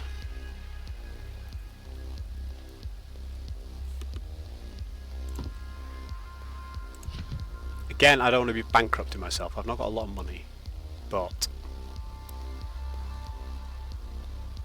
Well, I think if we've got one, we can at least play with them in the simulator.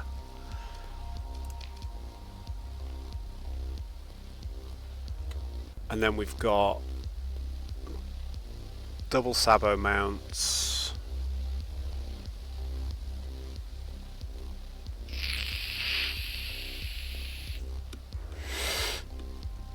Interesting is good. We like interesting.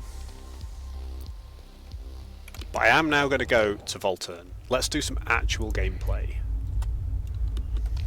Right. We've got that on, we've got that on. Let's try not to hit the solar flare. We'll make sure we slow down for the asteroid belt. So that... I'm missing stuff. This is me paying attention to everything all at once and being really successful with it. Try not to hit the solar flare. Oh, another kite. Yeah. I should have had a look at it to see what it had on it, but I'm not desperate for another kite. I'll just take the supplies, frankly.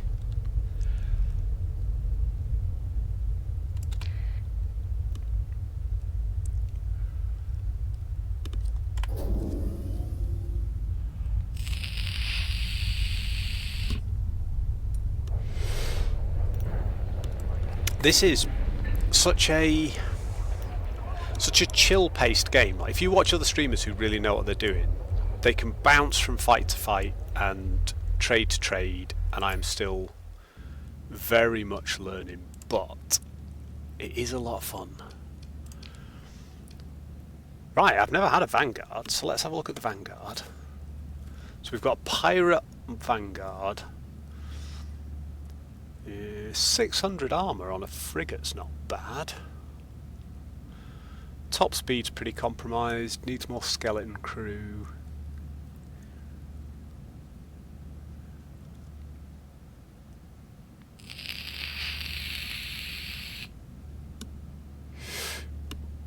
That's another one with a burn drive. So we could have a whole range of like suicide kamikaze burn boys.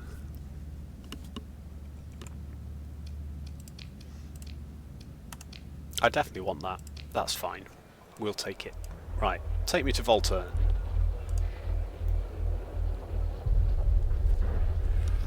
Wow, the dictator not happy with all this pirate activity. Your fleet approaches Volturn. Volturn was envisioned as a planet of agriculture and leisure to service the now annihilated capital city moon Opis.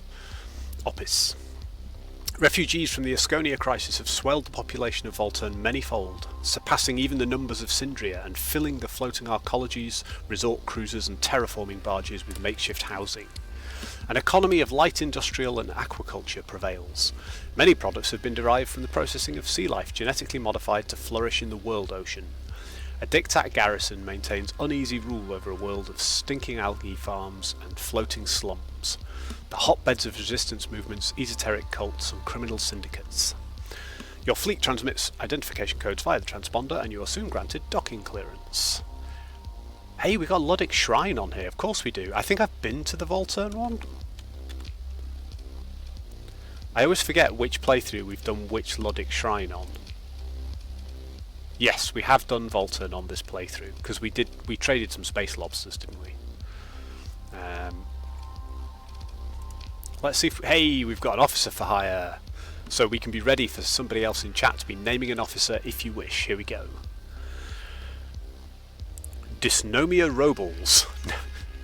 There will be an argument in chat as to whether we need to rename Dysnomia Robles, because what a name. This is what I love about this game, Demon Samurai. This is why I wanted you, more than anyone, to watch me stream this. Every single... It's not just the system. Every planet, every station has lore like this. Every bar you go down to, every trade window you go in. Like we've been skipping through some of them to keep the pace up. But the roleplay potential is massive. This makes me immediately think of Traveller every time I play this, which is why I'm so hooked on it. What can you do? So, ooh, she's got a couple of things. She's got target analysis and field modulation.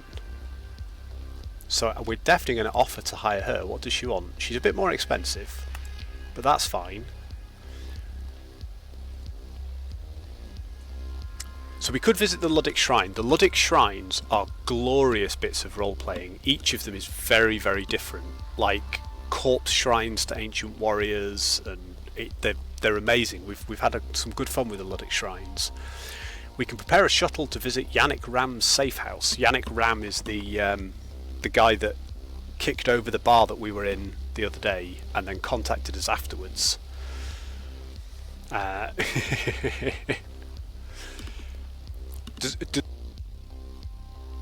help if I didn't just mute my mic by accident. Reckless officers just dive into combat with their ships. I look forward to it. Let's repair our ships. I want to go to Yannick Ram's safe house, but first let's just have a quick look at what is available for sale. We've got some more annihilators. I've not been checking ships for sale, but we're very, very low on cash for ship shopping right now. Advanced optics extends the range of beam weapons by 200, but reduces turn rate by 30%. Only 1200. I think we'll have that just in case. That's going to work with some builds. Oh, Tachyon Lance. That looks badass.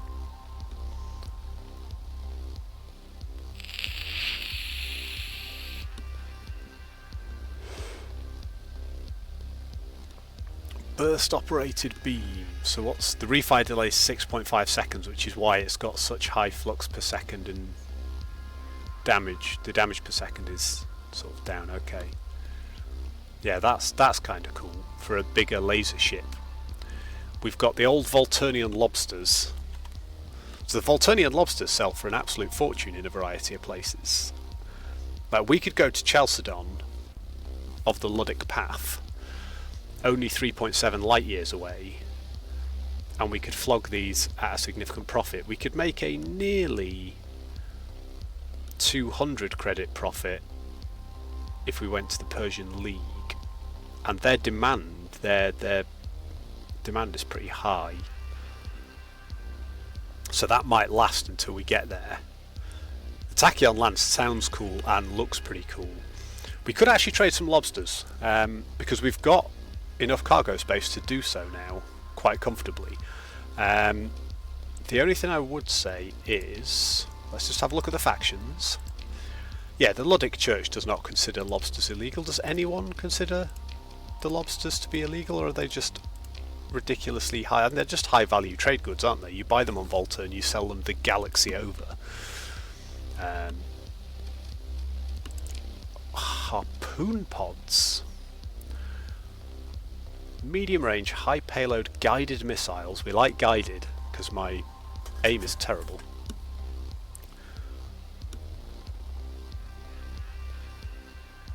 How much are those? Don't want to be spending too much, but let's get a couple of those. I will act on your recommendations, Karma. You know, you rarely steer me wrong, my friend. Black market suspicion is 0 here, that's good. Let's go have a little chat with Yannick Ram. I'm fascinated by this mission. So you prepare a shuttle to visit Yannick Ram's safe house. You inspect the shuttle, it will take you to the surface of Volturn. Your tech officer, armourer, personal guards and pilot attend you.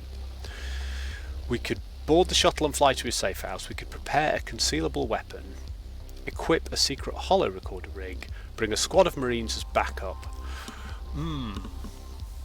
We have a squad of marines. I do like the idea that we take a holo recorder rig and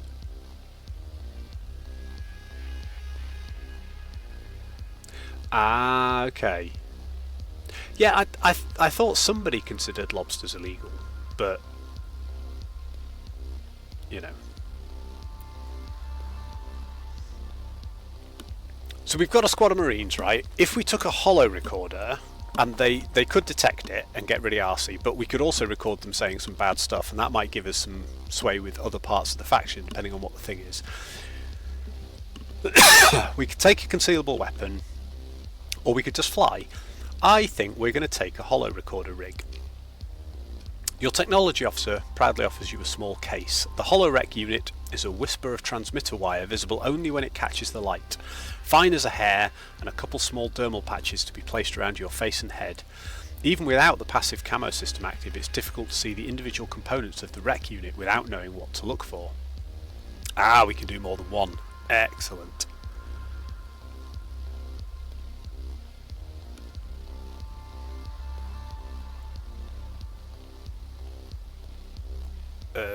Seriously, when? Sorry, buddy, I missed when what? I missed what the when was in relation to. I'm going to prepare a concealable weapon. Your armourer has a set of immaculate metal cases brought to your hangar for your inspection. Each is opened in turn, displaying an impressive variety of hand weapons. Matte black predominates. There are tiny plastic bombs, a spectrum of pistols, ceramic knives with hidden or unpowered blades, and a series of chemical sprays in hidden capsules. With powered or unpowered blades, sorry. Even a false fingertip containing a monomolecular cutting filament. I do like a monowire. What would Ram never expect? Oh, we started it about 10-15 minutes ago, half an hour ago, when we got into this system. So when we came here to look for the pirate incursion on Asconia, we talked to the guy in the bar. We went in the bar and they started kicking the bar over. When you came on, we skipped through that text because we just reloaded the game and I'd just spent ages reading through it in funny roleplay voices, so I didn't want to read through it again for chat. So we kind of clicked through it, which I don't normally do. I normally read everything. So we accepted the quest when you were online, but you probably didn't notice because I was just clicking through stuff because we'd already done the whole reading and voice interaction about 10 minutes before the pirates killed us the first time. I think either a vicious ceramic vibro knife. The monomolecular wire is pretty cool. Yeah, and I don't click through anything, so when anyone who's new on stream, we roleplay. Most things we roleplay in stupid voices, and we enjoy the storyline, and we play things in a storyline way.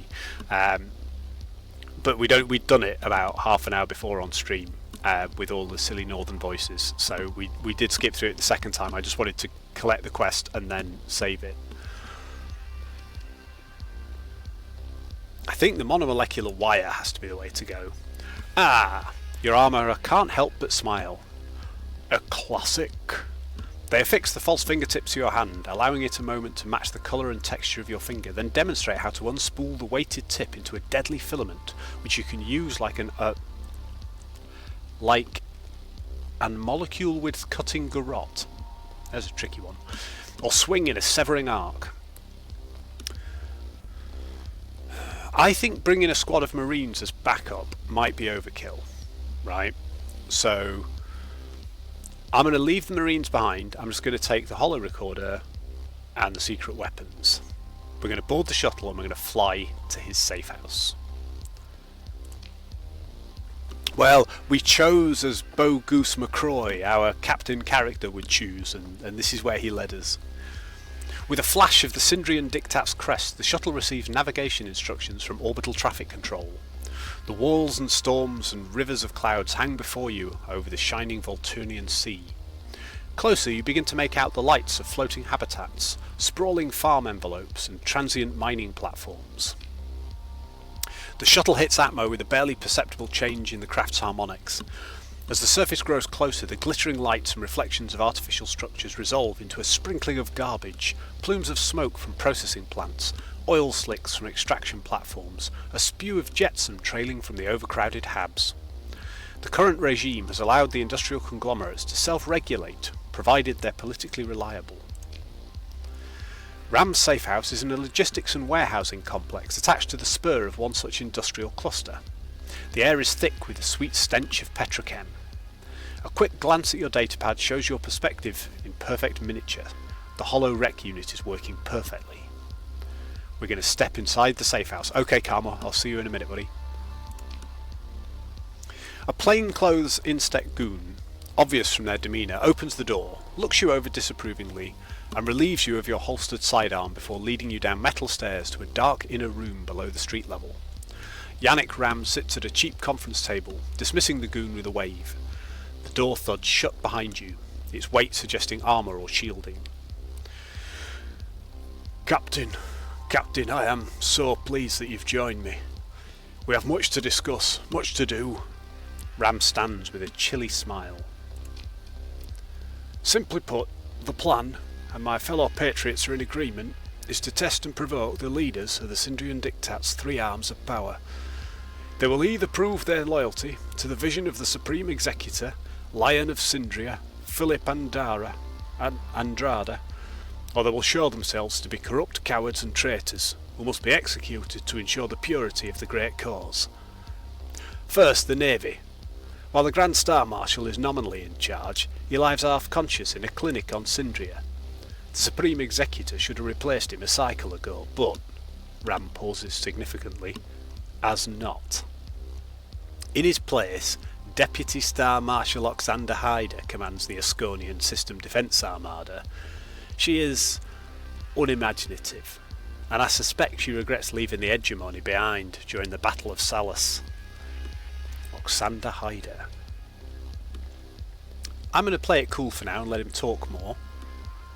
I'm going to let him talk and make sure the Holowreck is getting everything.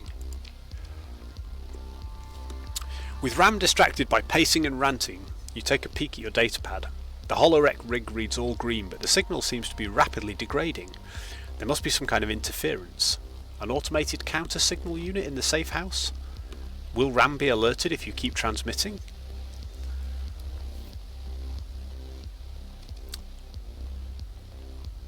I think we're going to turn off the transmission and record to hard memory to not set off an alert. Next, Guard High Deputy Executor Horatio Caden. By the decree of Dictat, he holds the second-in-command rank to the Supreme Executor and leads the Lion's Guard, which is sworn to protect the person of Philip Andrada and the integrity of his political and spiritual vision. Ram clenches his jaw, anger now showing through. Caden has clearly failed. He's a dogmatic simpleton, repeating the words of the lion without feeling them, knowing them. They do not burn in his heart as they do in ours. Captain Ram is almost shouting towards the ceiling, perhaps addressing Caden and the other misguided followers of the Sindrian Dictat. Let him keep talking for a moment. There's a muffled thump. Ram's goon dropping something? But the weight of the door suggests it would take a great deal more force to make a sound which could be heard in this room. Which brings me to Chief Eye Inspector General Dorlos Macario, Ram continues, almost spitting. Head of the International Security Services, of which I am of course a part. Never was there more... Ram pauses in his tirade, lifting a hand to his ear. He turns to you with a confused look. The door flies open in a flash, the thud of a shockwave buffets you back a half step, ears ringing. Blurred shadows burst in, targeting lasers flickering, firearms covering you and Ram. Through the settling cloud of dust steps a man in a long black coat over a perfect black uniform. Ram gapes, hands raised, now mercifully at a loss for words. The pistol in the man's hand barks once. Yannick Ram falls to the ground dead. This took a turn for the worse, didn't it? Captain Bogoose McCroy, says Dolos Macario, head of the Sindrian Dictat Internal Security Ministry, in person. The Spider of Sindria, they call him, who lurks in the lion's shadow and strings up his enemies, extracts their secrets and makes them suffer before they are disappeared. Macario's weapon is aimed at you now. What an awkward first meeting. He glances down, then looks back up, smiling like a corpse. My humblest apologies.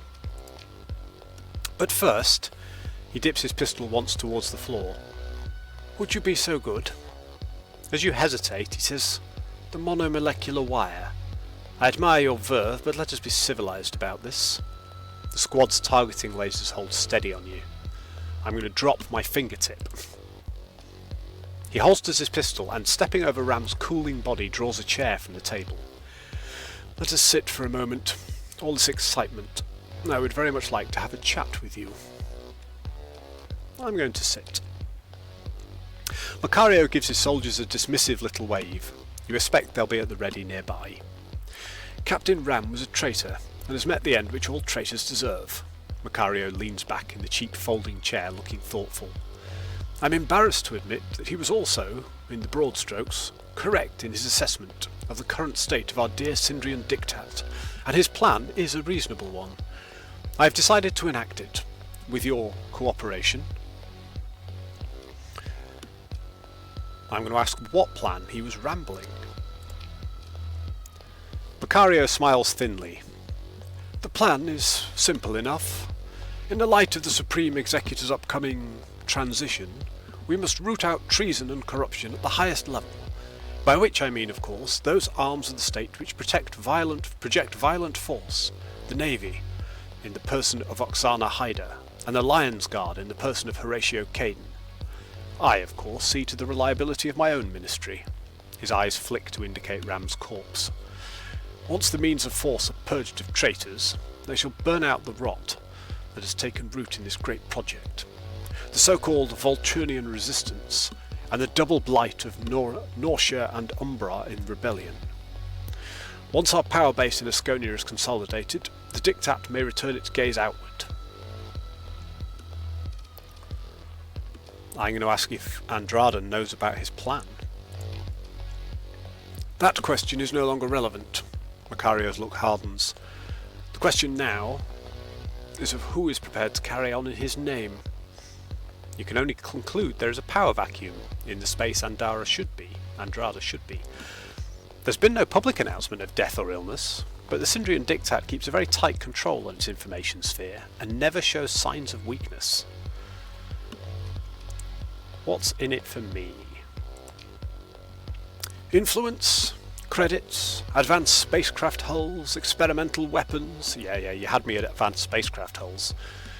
Macario spreads his hand wide, a river of generosity, then takes a moment to whisper into his cuff. That is a taste, to ensure that I have your attention for the remainder of our conversation. Within seconds your personal comms ping a surprise response from your quartermaster. We've gained 40,000 credits and 3 kinetic blasters. What do you mean by turn its gaze outward? You didn't get to your position without knowing the meaning of ambition, Captain. Macario pins you with ice-cold eyes. You of all people know full well that ambitions will be attacked on all sides by lesser men, whether from brutish ignorance or degenerate ideologies. The sector is in turmoil. Imagine if its might and resources were focused on the vision of a man with ambition. Are you a man with ambition? Macario, unblinking, looks just a little bit delighted at your question. Someone must be. Philip knew this, in his time.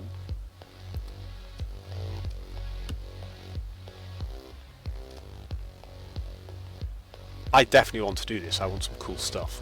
I'm going to say, of course, I live to serve the Syndrian Diktat. And he's going to know I'm lying, yes he does.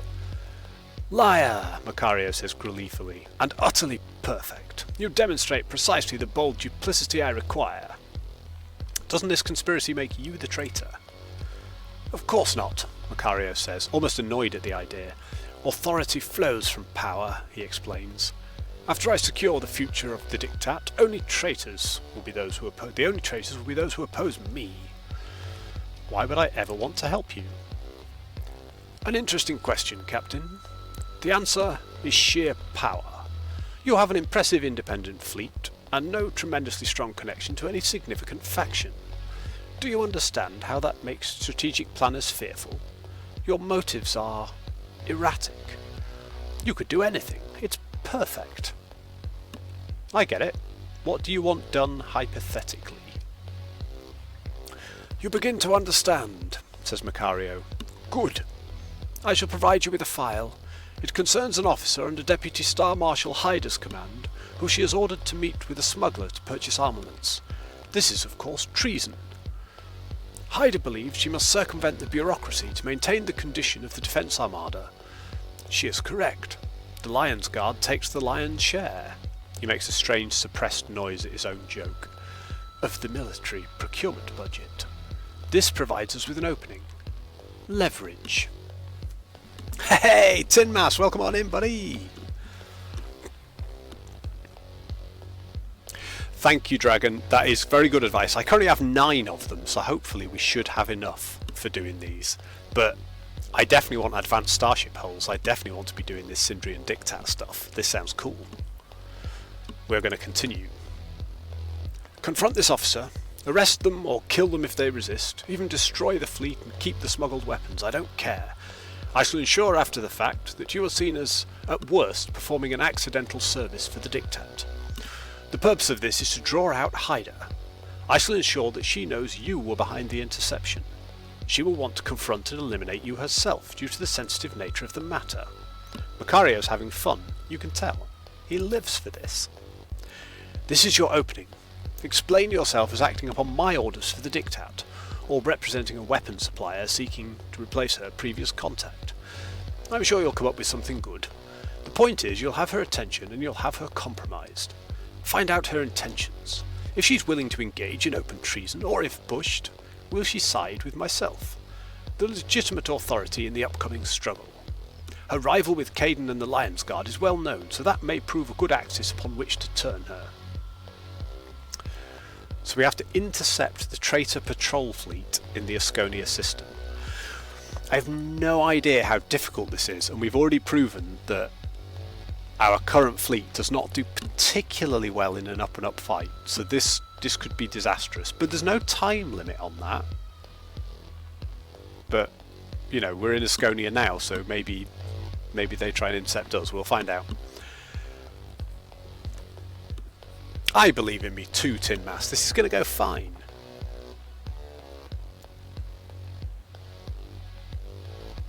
I'm just going to say I'll see what I can do. I want to do this. I'm keen. Stepping back onto what passes for a street, you look up at one of the ubiquitous flickering hollows of Philip Andrada, Supreme Executor of the Sindrian Diktat. You try to imagine the Lion of Sindria drooling and mindless, deep in some bunker clinic surrounded by increasingly panicked doctors. Macario seems like a man who turns his capable subordinates into tools, and his ambitious subordinates into corpses. But if you play along for now, he readily provides generous rewards and access to the heart of the Sindrian Diktat's upcoming power struggle. An idle thought prompts you to check the Holorec's memory. It's been remote hacked. Your feed has been replaced by an old Andrada propaganda experience. Macario's little joke, you suppose. Amazing. So we need to get ourselves ready to potentially intercept the traitor patrol fleet. And we've got adverts. So I am going to be back in 3 minutes. I'm going to make a cup of tea, and then we are going to carry on, and we're going to do something exciting with the Sindrian Diktat.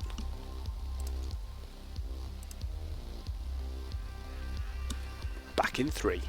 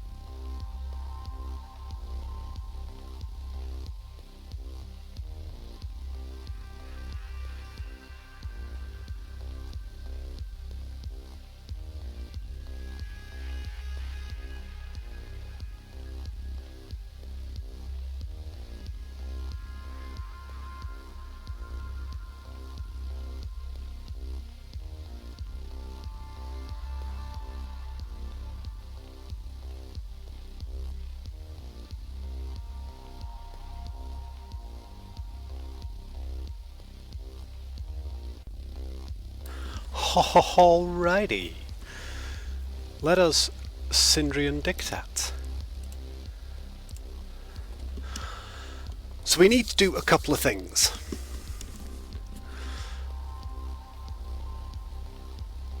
Ooh, that is very useful, Dragon, thank you. Attack on sight is how we tend to get annihilated. We need to do a couple of things. We need to have a look at our fleet. We are under strength crew on a lot of stuff, because we've picked up a whole load of new ships, of course.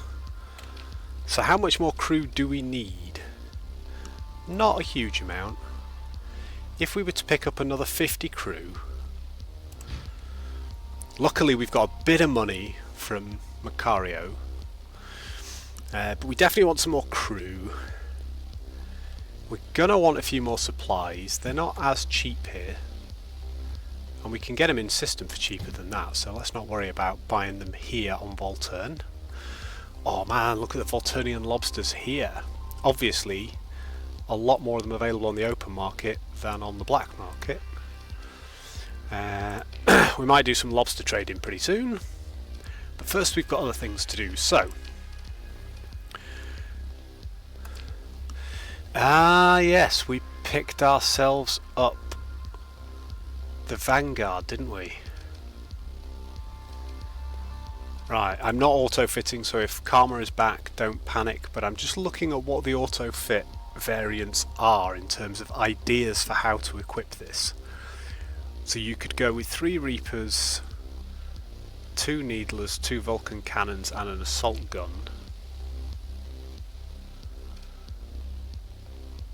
That's the outdated version, which is using Annihilators. I do like Annihilators. Plus dual machine guns, dual autocannons and a light mortar. And then this is using Harpoon MRMs.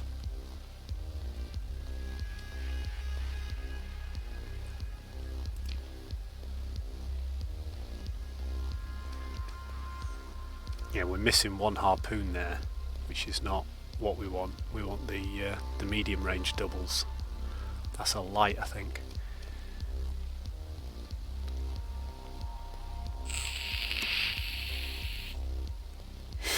Thank you, Karma. That's what I was thinking. It's not a case of, oh right, that's the missile-y one, that's the, that's the mid-range, long-range, whatever. We'll have that one. I'm interested to see how they start fitting them.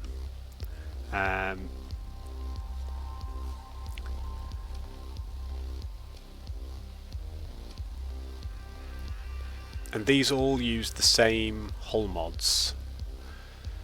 So it comes with rugged construction, which removes the most negative effects of demods by 50%, which is good. Reduces most negative effects of demods by 50%. So demods, in case there's anyone in chat who doesn't know, these are these damage mods that are generally negative. So our weapon turn rate is reduced, our engines, therefore speed is reduced, and we've got faulty automated systems, so we need more crew. Could be worse. But though all of those demods are reduced by 50% because of the rugged construction, which is nice, and it costs 50% less to recover from deployment and to effect repairs, so that's all good actually. I quite like that. So again, we've got a decent armour rating, we've got a good hull rating, we've got a damper field and a burn drive.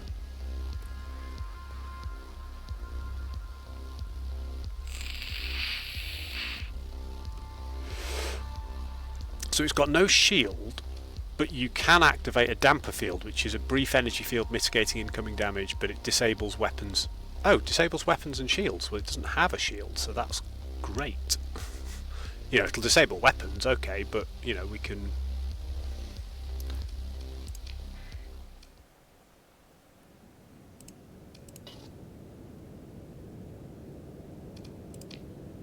I just want to see how that works. So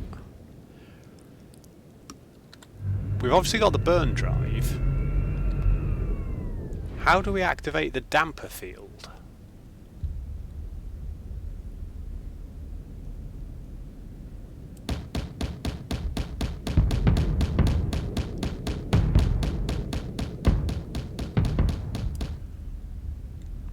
So that's the assault gun. We've got a Vulcan cannon.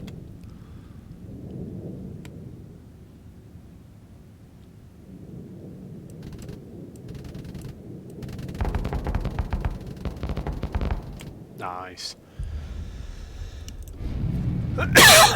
Perfect, of course. Thank you, Karma. Yeah, so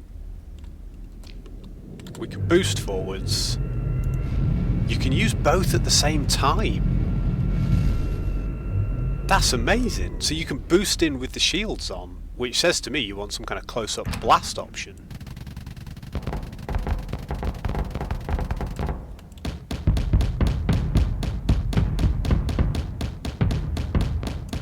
Yeah, right, okay, I like that. So we've got composite hardpoints. That'll take missiles or ballistics. Then we've got 3 small ballistic turrets.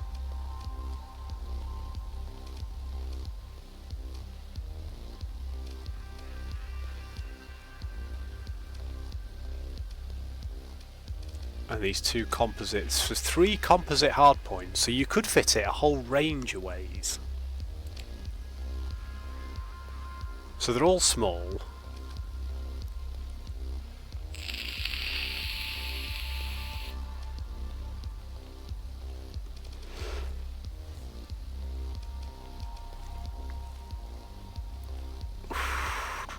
I definitely want to get this fitted before we go and have a look at this other fleet.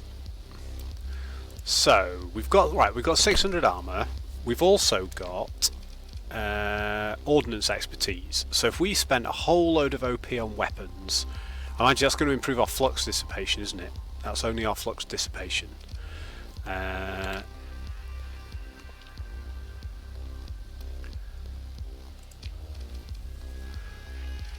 So heavy armor gives us a good chunk of armor.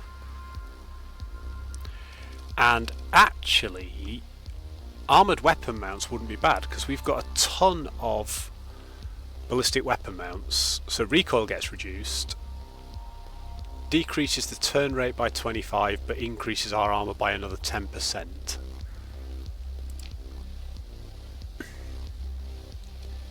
Top speed's pretty compromised at the moment, although we've got the booster, so not the end of the world.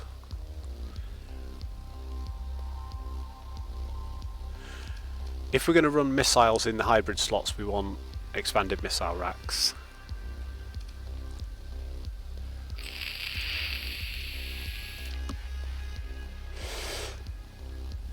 So what have we got? We've got 4 ballistic turrets, right? So I would say we want PD, we want point defense in these rear 2 turrets. We want damage in these forward turrets, and then the question is whether we take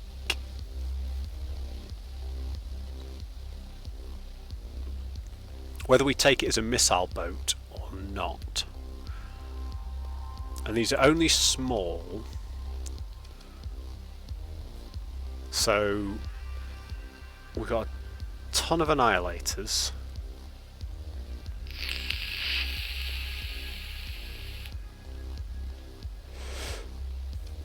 So we could put shield pressure with guns up front, and then like annihilators in the low slots, because with the, if we put expanded missile racks on, that gives us double the capacity, so we'd have 100 rockets and they just fire a little bit slower. So we could do annihilators. We could do the harpoons.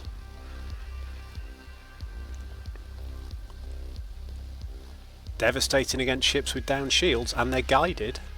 So we were talking about the harpoons earlier.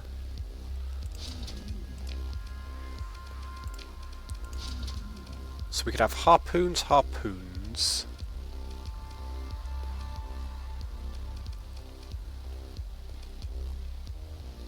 There's a double harpoon, or there's the MRM.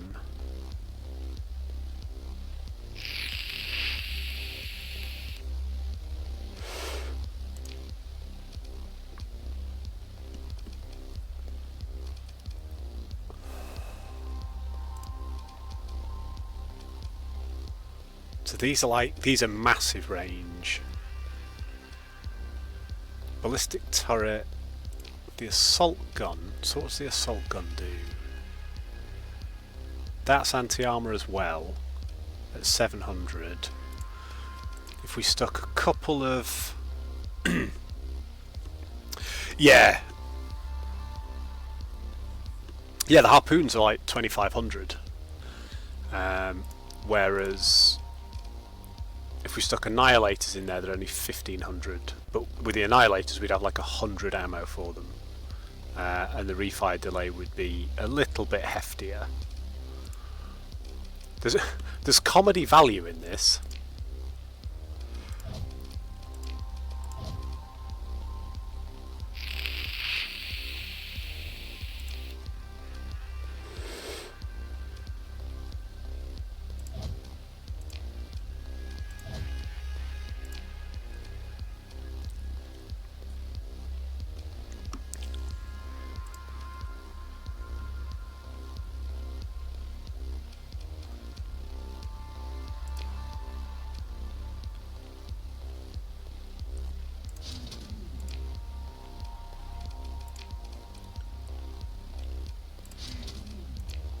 I'm not saying this is the build, nobody panic, but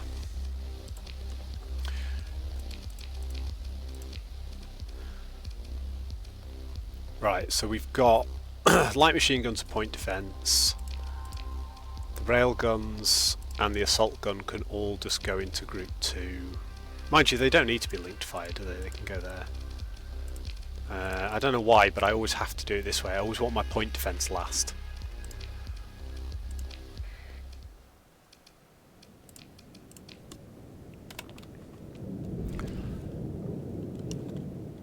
Right, we've actually got, for something that rushes into combat, we've got relatively decent range here.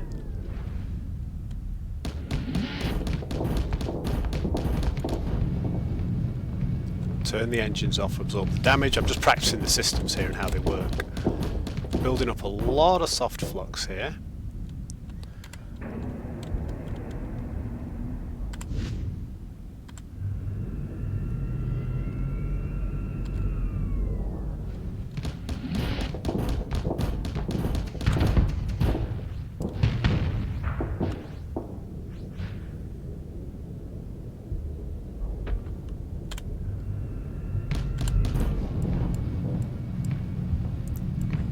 Ah, yeah, you can't turn that off.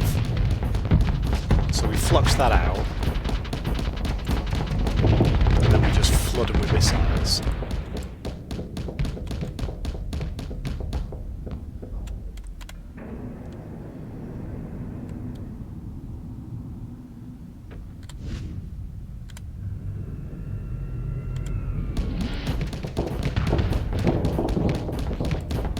Get them overwhelmed.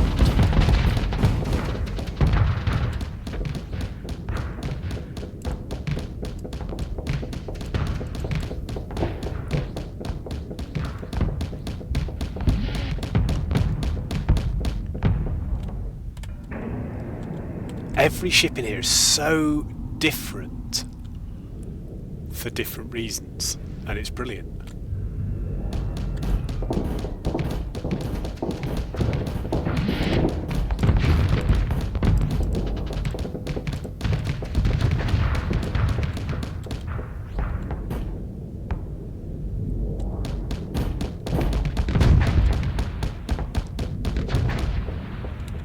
I didn't actually put any vents or anything on this either, so there's a reason that we're hard fluxing out or soft fluxing out so badly.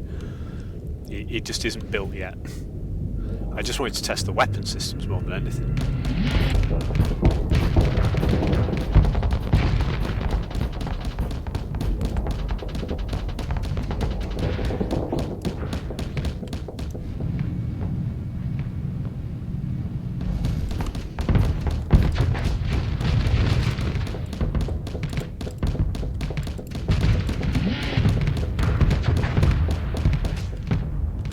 alright.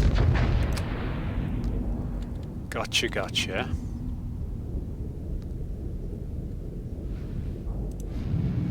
I'm not looking at any chat messages right now, Carmen, just because I'm fighting, but as soon as I've finished, I'll then catch up on chat. I see all of them, but I don't see all of them immediately if I'm doing stuff that involves combat, like dying, for example. Hey, no, we didn't die, we won. Excellent.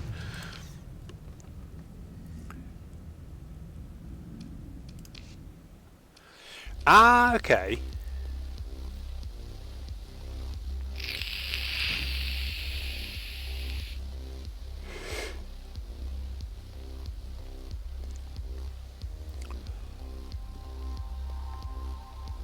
I haven't read anything from Vanguard Can Tank Shit Ton yet, but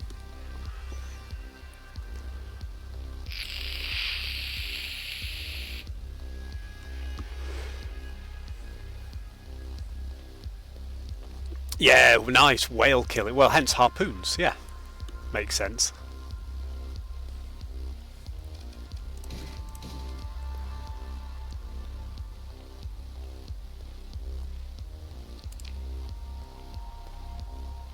So we're saying dual light auto cannons could be good for this.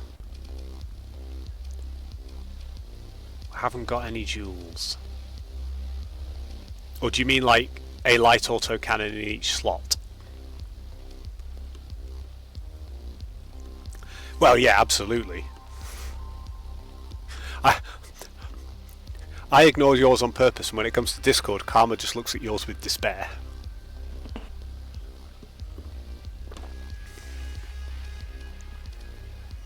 So like a light auto cannon in each of these. Yeah, so yeah, you do mean the dual mount version. Yes, we don't have any of those.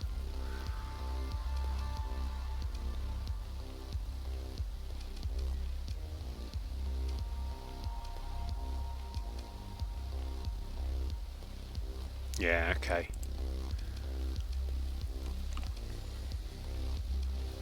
It's interesting. I mean, to be fair, what I haven't done is given it any capacity or any dissipation. Oh god, yeah, we put quite a lot of hull mods into this as well, haven't we?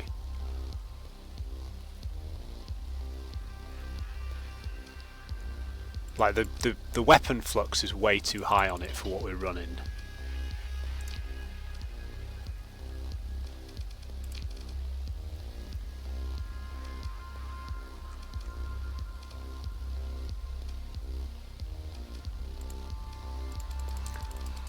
It can take an awful lot of ordnance, can't it?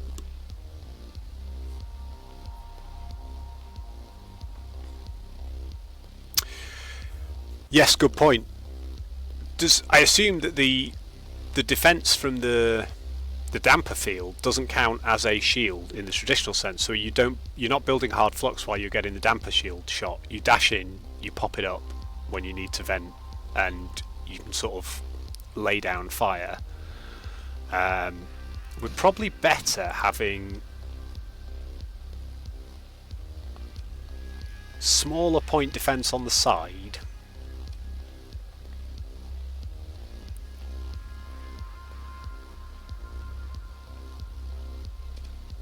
Like save the OP.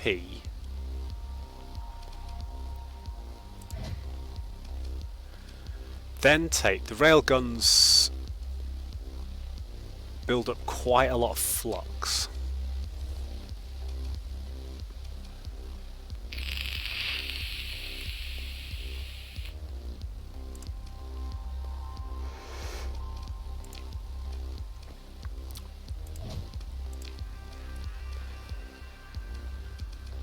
So I'm just playing around with stuff again now for funsies, and it's not necessarily the most efficient thing to be doing.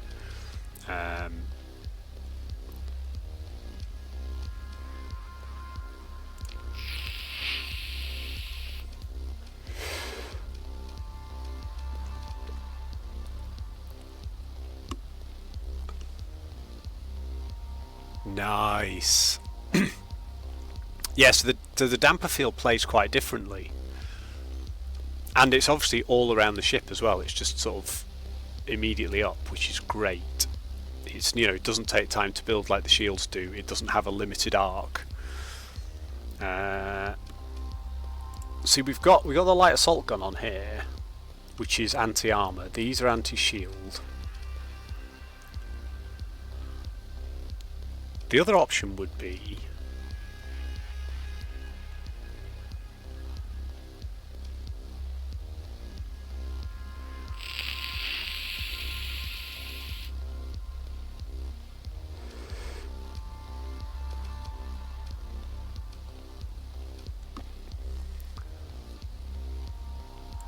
I'm not saying this is the build at all. But I'm just thinking, and it's not balanced then at all. At all. But if we were to do...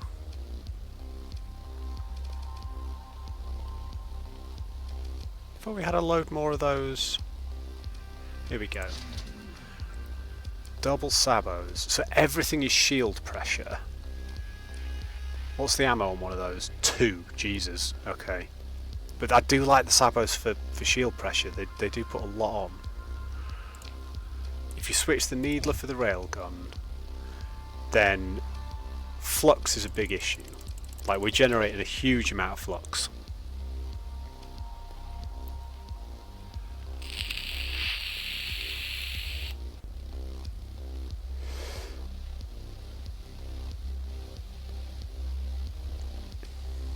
The expanded missile racks are good, but if we swap them for a bit more venting,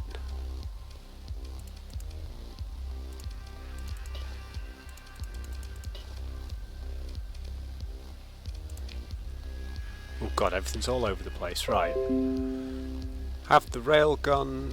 LMGs can be their own, the assault gun can be its own.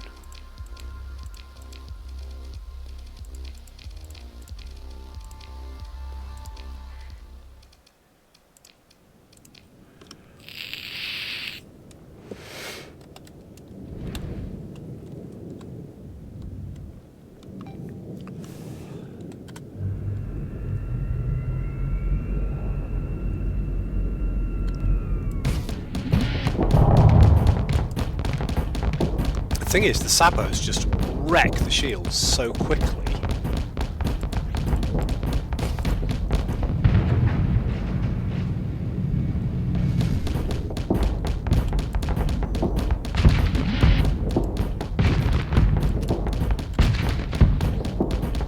I mean, we have used them all now already. But yeah, I can see what you mean. Shields up. Got protection.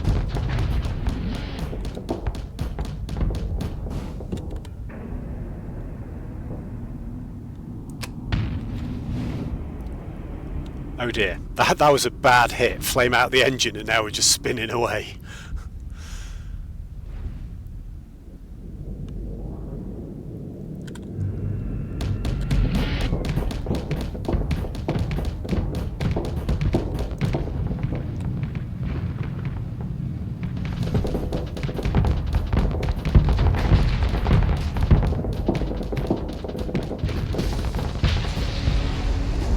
Yeah, that's kind of cool. Okay, right. So you've just got a flat percentage reduction. Nice.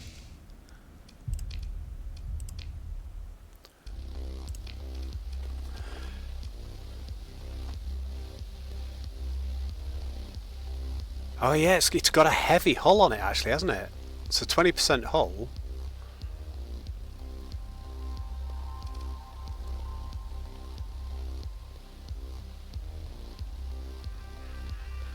So if we took off 2 vents, well, the thing is we've got vent options, right?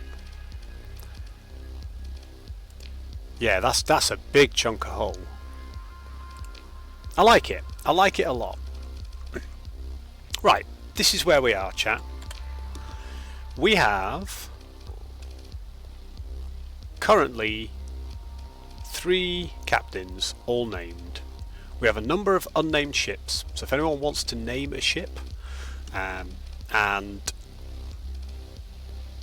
just have a look at what we've got. Do I still want to be flying the Manticore? I'm guessing I probably do. I like the Manticore. I'm going to do one quick sim on the Manticore just to remind myself how it flies. So we've got SRMs on that, we've got the Hellbore and the light autocannons. And we've got the flak.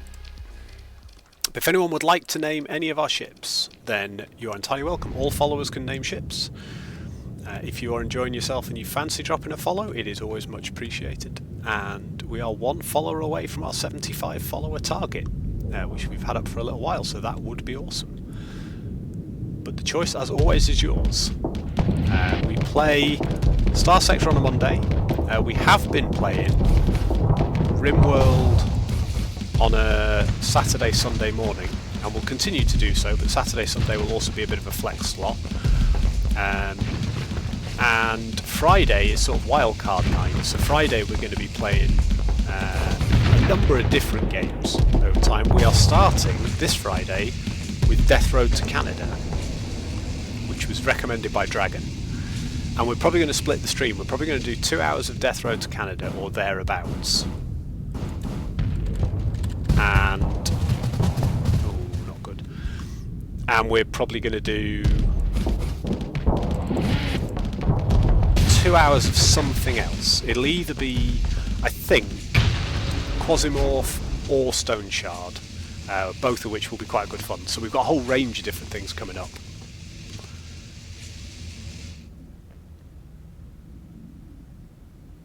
Nice. Ah, okay, yes, because of course you take hull damage, you can lose a lot of crew, so the blast doors can be really helpful rather than just giving you more hull to take. Cool. Right, well I think we're built. Right, we've got the fleet. Let's go and see if we can intercept. But before we do that, we want to repair ships. I want to have a quick look at our situation on supplies. We're not buying supplies here because they're cheaper on Syndria than they are on Volturn. And before we do anything else, nobody even needs to redeem it. I'm going to save the game.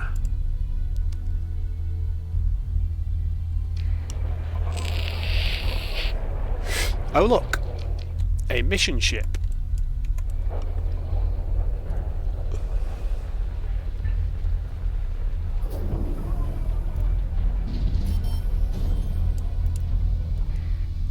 That's the Lion's Guard recon. There we are, the Syndrian Dictats over there. That's our patrol. What have they got? Ooh. Ooh, that looks like it could be a bit of a brutal fight. But we're good, we're good. I have a plan.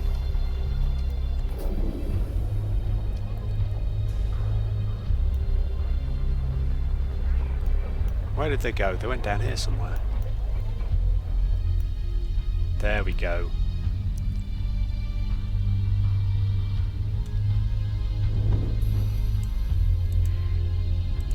Ah! Overshot them. Don't sustained burn. No, no, no, don't get away. No! Stop it. Chasing down a fleet annoys me because it's difficult.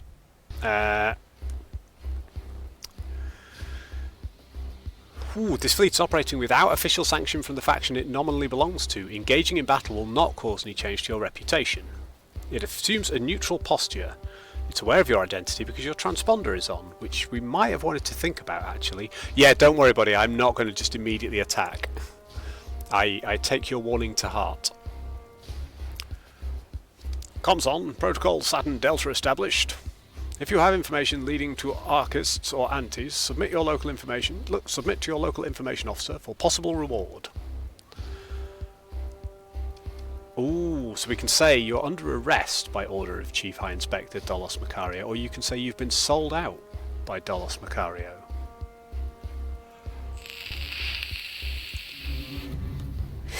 You've been sold out. You watch the blood drain from her face. She knows she might have a very big problem. What's the meaning of this? You speak outrageous mockery and claim false authority. I should have you arrested for that alone. I'm going to transmit the arrest warrant provided by Macario. Now you see true fear fall across her face. Macario's reputation doing its work. This could be faked. It must be a fake. The Dictat commander's eyes dart around, looking for some escape. Why would he send you? So we can tell him to surrender without a fight. We can say, surrender now or I will attack. You can convince her crew to turn her over without a fight for 1 SP. Which probably isn't a terrible idea, because we've got a ton of story points, and we may just get mauled in this fight. Or we can offer to help her out for a price, which I don't want to do. I want to help Macario because I want the cool stuff he's going to give me.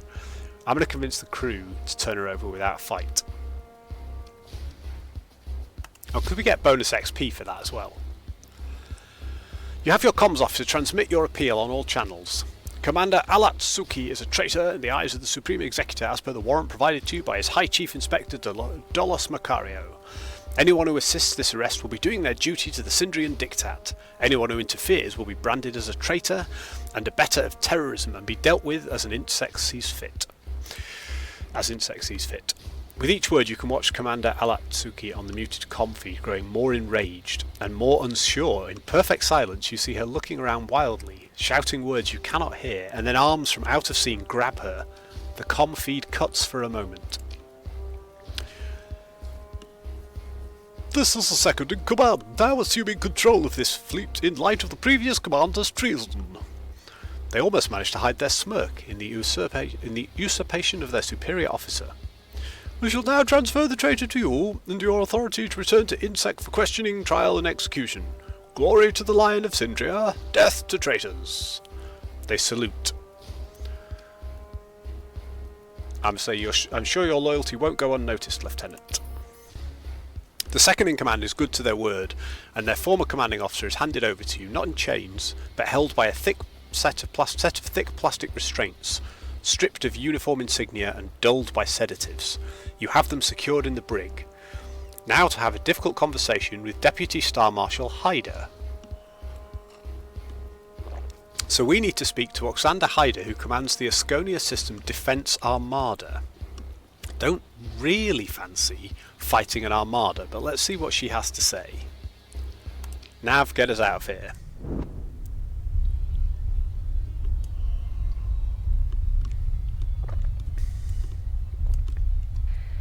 We've got Persian League Mercantile Convoy.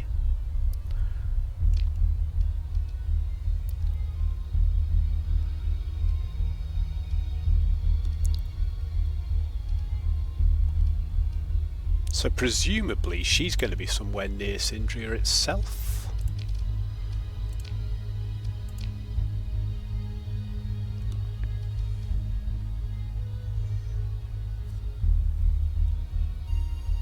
Yeah, so it's patrolling somewhere here in Asconia, okay.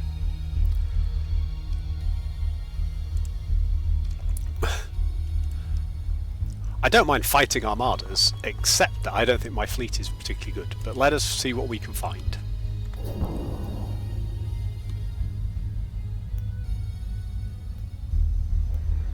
We've got a lot of action around Volturn.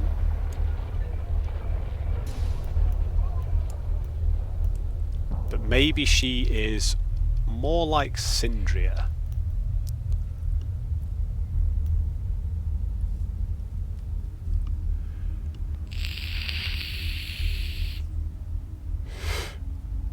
I also want to nip to Syndria anyway and pick up some more supplies. Oh, interesting. We're being pursued by a Lions Guard patrol, which looks relatively dangerous. I don't know what that big beefy ship is, but... So the Lions Guard... Okay. Oh, they got us straight away.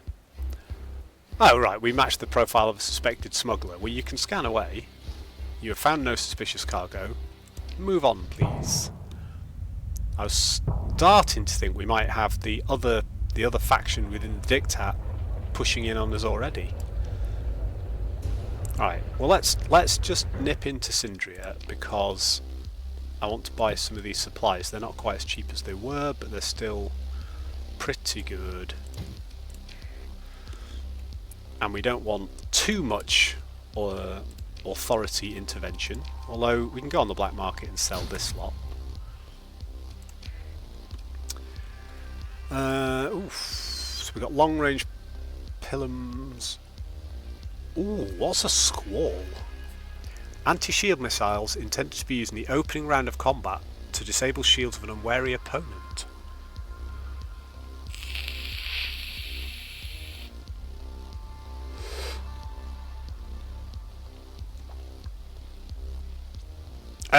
Emergency burn. I don't think anything. Emergency burn uses fuel and it reduces your combat readiness, unless you have the skill that means that it doesn't, which I do have. So I can emergency burn. It costs me fuel, but it doesn't cost me anything else. But that's pretty good.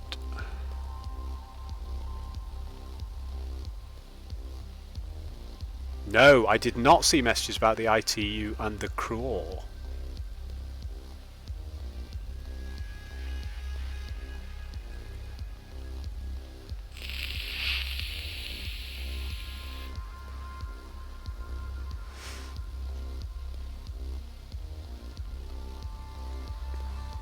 So it turns out you're probably right, and I don't see all your messages.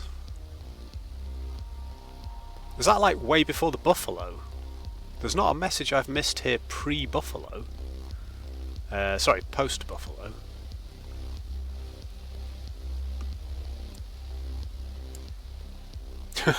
That's alright, I can't play, so you know, between us we're gold.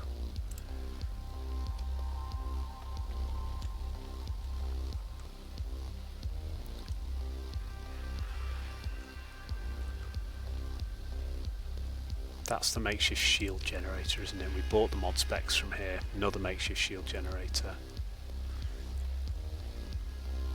Right as I was leaving Volturn. Oh, there you go, yeah. Have you tried putting an ITU on anything? Right, I have not checked Craw for missiles. We have missiles here. As well. Oh look, we got more thumpers as well. We were going to put the thumper on the other hound, weren't we?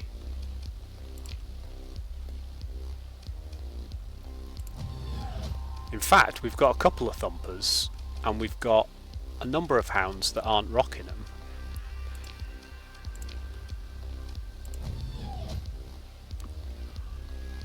And if we do that,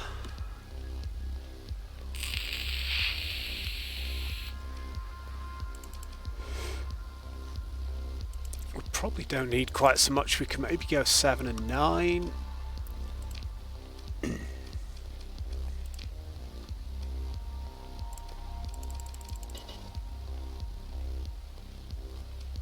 I've got the dual machine gun on there. That's why I was just going to put the light machine gun on, wasn't I? And then I can do that. And we could technically do the same here.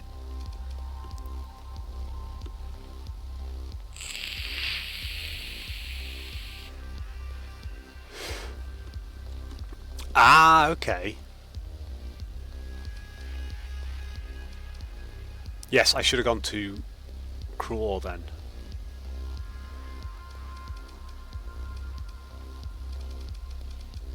So we've got thumpers on the black market. We've not got any thumpers anywhere else, have we? No. So we could put a thumper on there and a light machine gun, and I quite like that. That's pretty cool.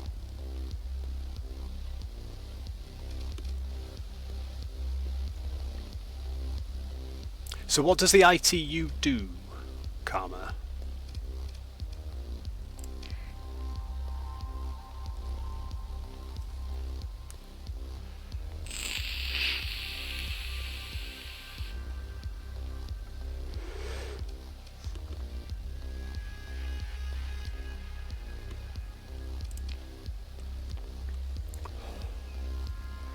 Oh, do I already have it?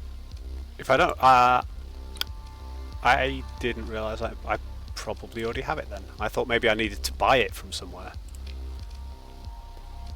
I'm assuming that it's a hull mod? Oh, the targeting unit, here we go.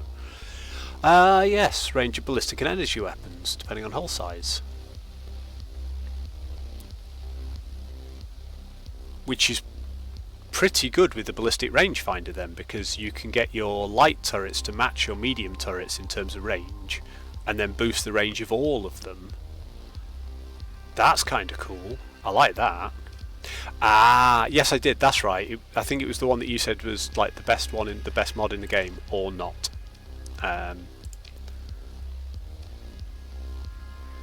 Yeah, because the Hellball's 900, and because of ballistic range finding, it brings all of these up to 900 as well. And then we've got the Sabos.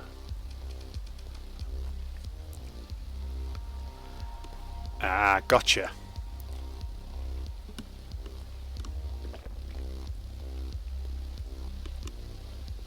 See, this is the kind of stuff that I'm finding really useful both here and when you're being so helpful on the Discord with all of my Starsector learnings and those of the rest of us.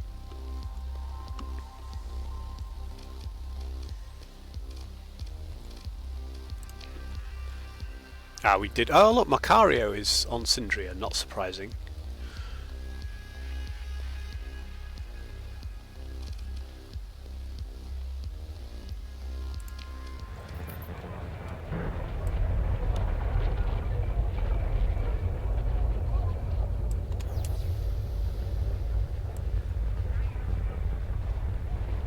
What have we got going on down here? Yeah, so I could essentially refit my Manticore a little bit and have it be a bit more of a long range platform.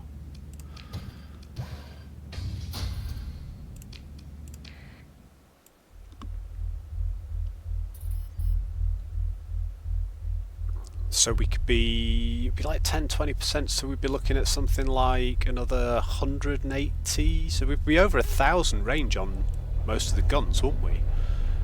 And the Sabo would as well. Well, let's have a quick look at it.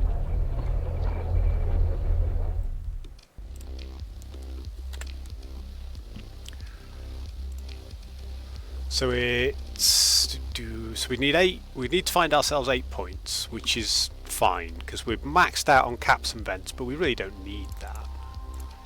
Like we could live with that, and we'd have to lose like 5 from the capacitor though. We could probably afford to lose 1 more. Maybe. We'll see how that balances. We'll see how that balances. So that's before everything else, but presumably on this hull size, presumably it's a 20% bonus. We're on a destroyer.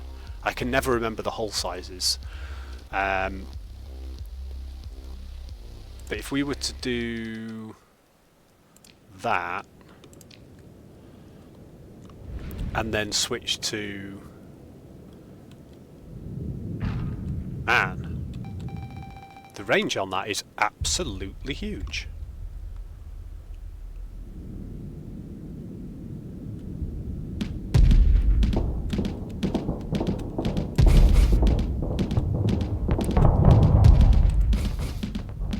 It's like a sniper boat.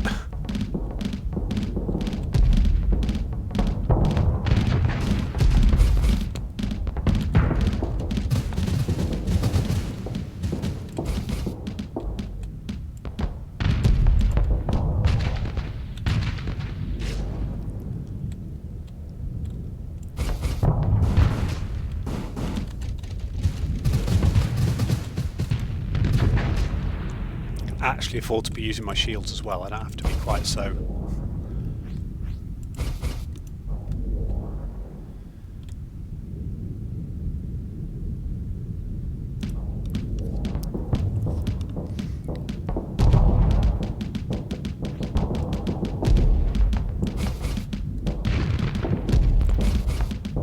Yeah, that's pretty effective. I mean, it's just doing nothing.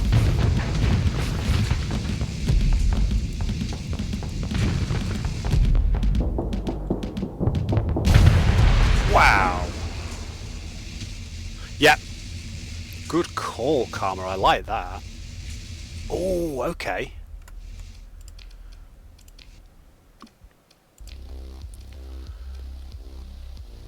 So we'd be swapping out 1200s. Targeting's ballistic and energy, so it doesn't up the range of that, but the Sabos are 1200. The Pilums are way long range, aren't they? Oh, but they're also a 2-stage support missile. Okay. Have we got another one that we can pick up? We haven't got another one to buy here, which is a shame, but at least I can try it.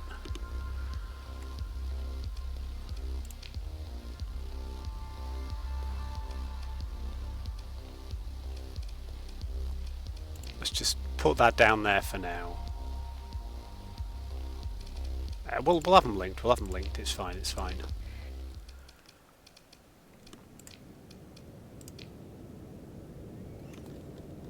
I think we did, but I think it might have been at the previous station. But I'll have a look. Maybe I missed one as I was scanning the market there. Because these, presumably, are just way more devastating.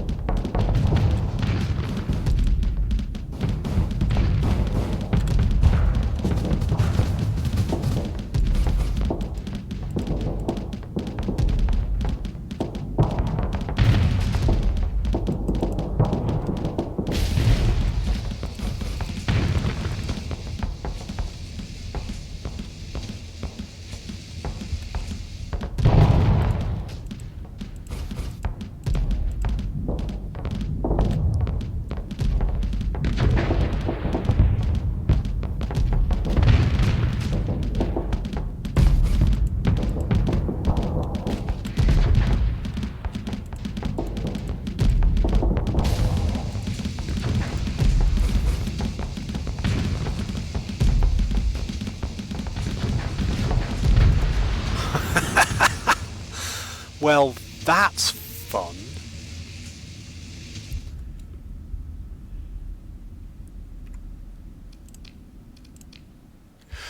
Yeah, the only reason I'd left them on the same group was just because I wanted to try them together so I could see how they differed. But yeah, there's no Pilums on the market here. They must be back at the other station.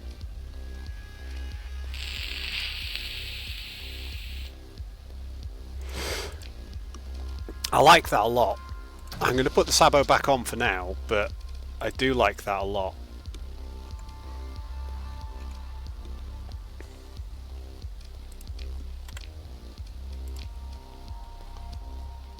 Are the Salamanders the anti-engine ones?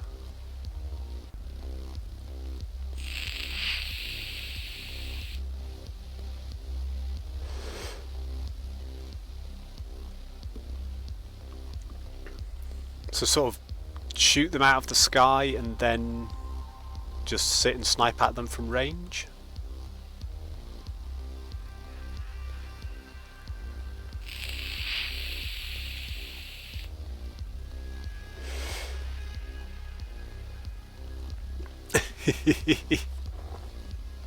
Salamanders, harpoons, they're rockets, they're all good.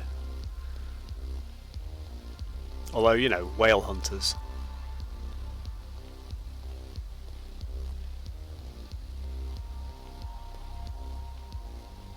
If we had the Salamanders, we could ditch the expanded missile racks, couldn't we? Because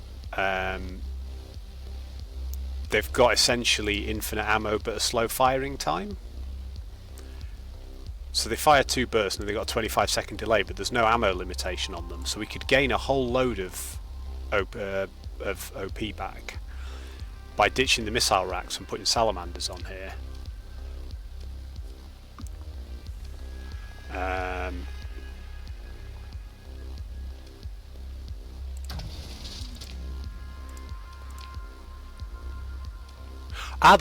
The Pilums have a built-in autoloader as well. Right. I definitely prefer... Yes, we haven't got another one of those either. I definitely prefer the Pilum as an option, especially with an autoloader. Right, we're going to look for that in the next station then. I want to find another LRM. Let's see if we can find this lady. Let's see if we can go find ourselves this defence fleet somewhere out here. And while we're doing it, we might as well zip around the system. Oh, I didn't mean to E-burn. Oh well. We might as well nip around the system and see if we can't get an extra Pilum or 2. Ooh, that's a mercantile convoy. Neutral mercenary scout. Actually, there we go. I see him.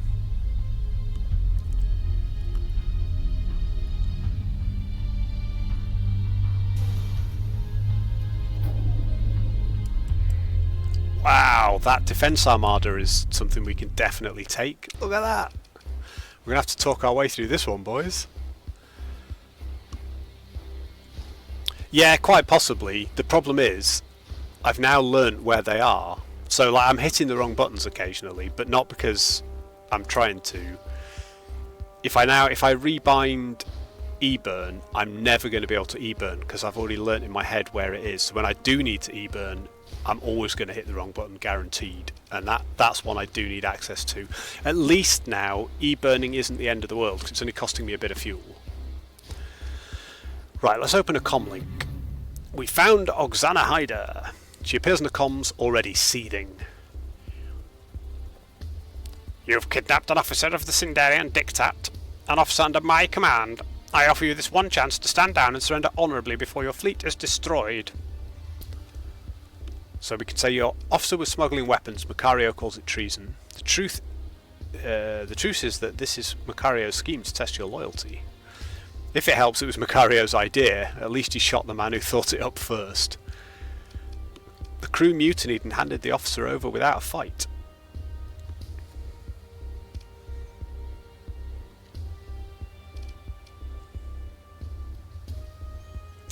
I think option 1 or option 4.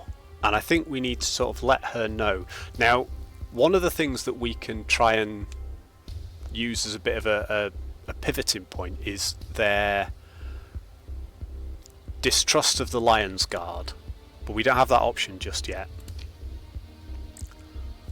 Following orders, Hyder grits her teeth. Even secret orders from the highest authority of the Navy to ensure the effective operation of military assets is not treason. Disgust fully enters her voice now. No matter how Macario tries to twist the truth, half of the so-called intelligence operations performed under his authority could well be called treason, but I don't make it my business to meddle as he does. So you don't approve of Macario's methods? He conducts himself without a shred of honour while wrapped in the banner of the Supreme Executor. He twists the words of Philip Andrada to serve his own degenerate desires. She pauses, seething. She continues. Macario says what is useful to himself. Observe the results of his actions. Paranoia, inefficiency and lawlessness.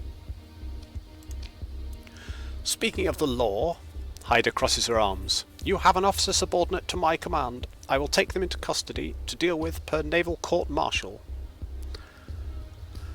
Oh gosh, we've got ads again, okay. Ooh, Macario issued the arrest warrant. I will take the officer to him. Interesting. Just in case, I don't want to be doing any more of this little interplay, in case we've got people who are in ad breaks. But I'm going to take the... Well, no, Macario has promised us some cool stuff. He issued the arrest warrant. I'm going to take the officer to him, definitely.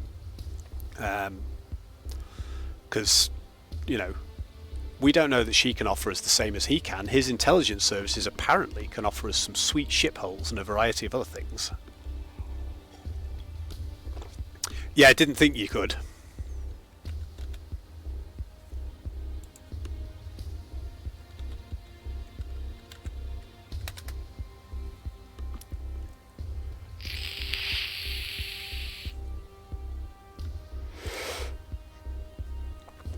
Ah, cool. Yeah, all I was saying was, for me, Macario is issued the arrest warrant, and I'm going to take the officer to him. But also, I'm not doing anything until the ads end, because otherwise people might be missing key critical roleplay information, and potentially the reason for why I get blown out of space in about 2 minutes' time.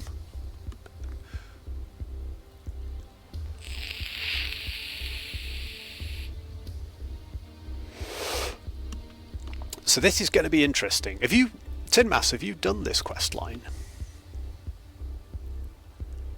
I'm intrigued, because I stumbled across it completely at random earlier by just going to a bar. It's ace. I'm told it's quite tricky, but if you navigate it well, you get cool advanced ship hulls and weapons and all sorts of stuff. So I definitely want some advanced ship hulls. I want to start, if I can find myself like a really cool rare advanced ship hull, I'll spend a bit of time investing in my own build for that. I'm trying not to spend like 200 hours on stream just building every single ship in my fleet. A planetary shield worth over 1 million. Awesome. Have you got any colonies yet that's worth putting your planetary shield on, or are you still avoiding colonies for the sake of bankruptcy?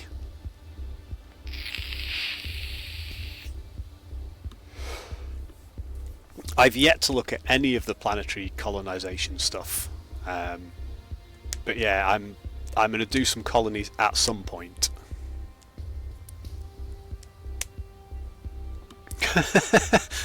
There's only one issue with that approach, Karma, is I have to actually defeat the Syndrian patrols and recover the derelicts. But I'm definitely going to follow Macario for now. He's offered me some cool stuff. You know, we haven't got a lot of cash, we haven't got a lot of experience, we're just a crew of poor, innocent salvagers trying to make their way in the world. I will take the officer to Macario. I see, Hyder says flatly. I offer this. Your objection will be recorded, and then you will transfer the prisoner.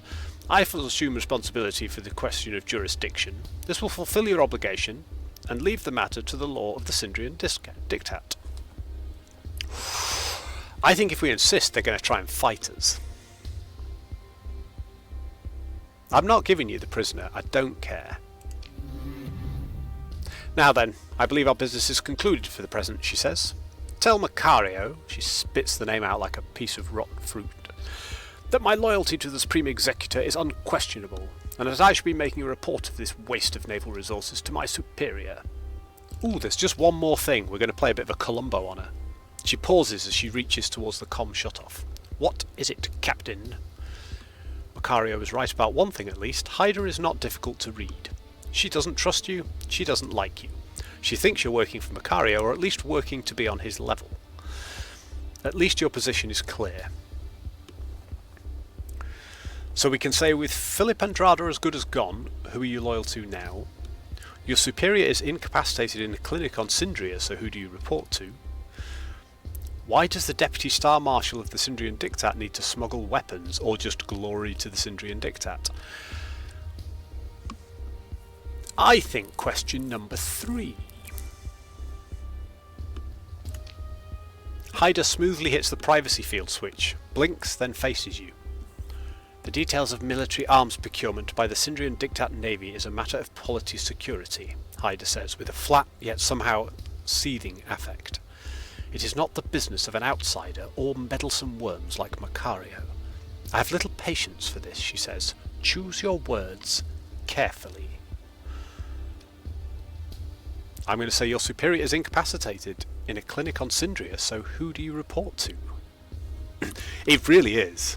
It's a proper Columbo line. There's just one more thing. Mrs. Colombo is a huge fan. Who told you that? She demands. Macario? Settling her composure, she continues. Regardless, the Supreme Executor sits above the senior ministry-level officers of the Syndrian Diktat. I report to him, of course. Enough, she says. Make your report back to Macario and consider your words carefully. We are going to cut the comlink. And now we need to talk to Macario about Haida.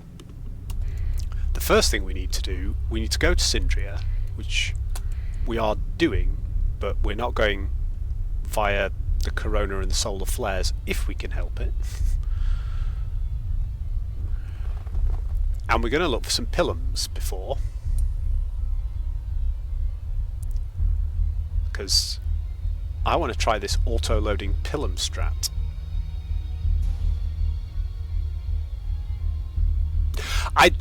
I know Karma, and I want to, and I want to spend more time on them, but I'm also mindful that I don't want to stream just me reading the whole descriptions for a whole stream, because I'm trying to balance me learning the game and knowing stuff, and the stream being interesting for people to watch as well. And you know, I don't want, if people are familiar with the game already and they're interested in sort of a new person learning it, they probably know all the whole descriptions and stuff. I know some of them are really cool. It was kind of my intention for... No, I know, I'm not. I will attempt to do better.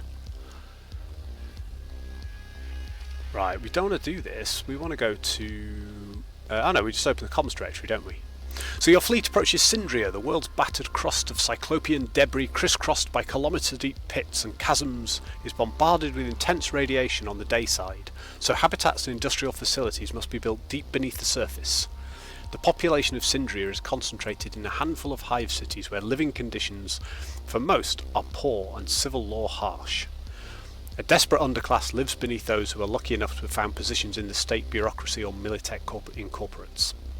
Infrastructure has never kept up with the population crisis of massive refugee immigration during the Asconia crisis, as resources have been concentrated on industry and military power.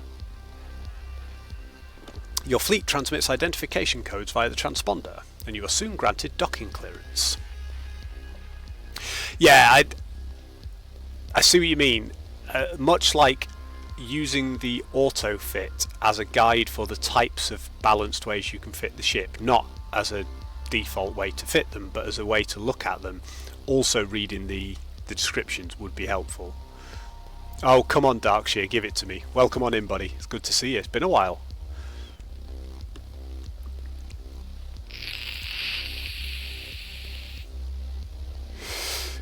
Right, let us talk to Dolus Macario. After a short wait, Macario's image appears. He looks like he's anticipating a tasty meal. Captain, I'm so pleased to have you join me once again. Deputy Star Marshal Haida was not too upset. But you didn't offend her sense of honour too deeply. But no, I should allow you to speak. He winks and taps a datapad. He also gives us 15 grand, which is nice. He unfolds his hands in a show of magnanimity. Do go on. You have the Diktat Patrol Officer in your brig for Macario. Best to address old business first. Right, I have your traitorous officer ready for transfer. I promised to let them go free on an independent world. I did not. I transferred them to Haida, which is a lie. Unfortunately, they died. No, I'm going to give him the traitorous officer. You do! Macario releases a quick breath, looking to the side, annoyed. Fine, fine, send them over. We'll have that loose end trimmed. He taps each hand once on his desk and then brings them together and looks at you attentively. Now tell me about Haida.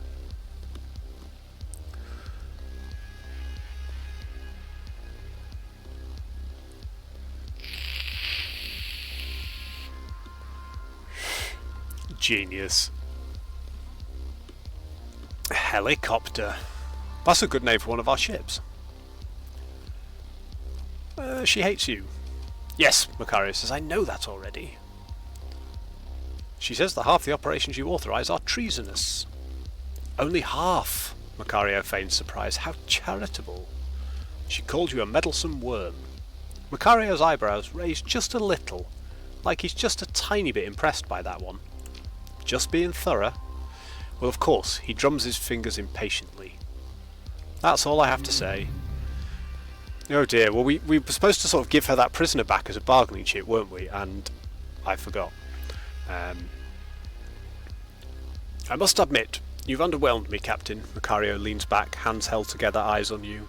Perhaps, stars forgive my manners, but perhaps you have not been entirely forthright. I would so hate for the potential of our little collaboration to, how to put it, there's a Luddic expression, die on the vine, I believe. Now there's an image, he smiles charmlessly. Speaking of, let me provide you with another opportunity to demonstrate your worth. He pauses a moment and adds in a not quite threatening tone, I'm sure by the end you'll agree that I can be very forgiving. Oh, he doesn't like me at all now, I fucked that right up. He taps an unseen datapad. The Lion's Guard has its own intelligence section, of course. Wild about strong-jawed young men enforcing correct ideology and demonstrations of loyalty. He adopts a patiently patronising tone. Light on tradecraft. Sadly, one of Caden's agents on Umbra has been working for the insurrectionists from the beginning, he says. Take care of the agent by force. Once Caden calms down, he will approve of you cleaning up this embarrassment. You'll see. Just let him think he's in charge, that's all it takes. So I have to confront Caden with his double agent. Macario smiles mirthlessly. You'll get along splendidly, provided you can pretend your greatest aspiration is to lick Andrada's boots. Off you go now. He stretches, straightens his uniform, and then hits the comms cutoff without another word. Oh, I think we might have ballsed this right up, boys. We're going to have to get this next one right. So we need to confront Caden about his traitorous guy. But before that, we need to see if we've got some more pilums. Hey! There is a pilum there.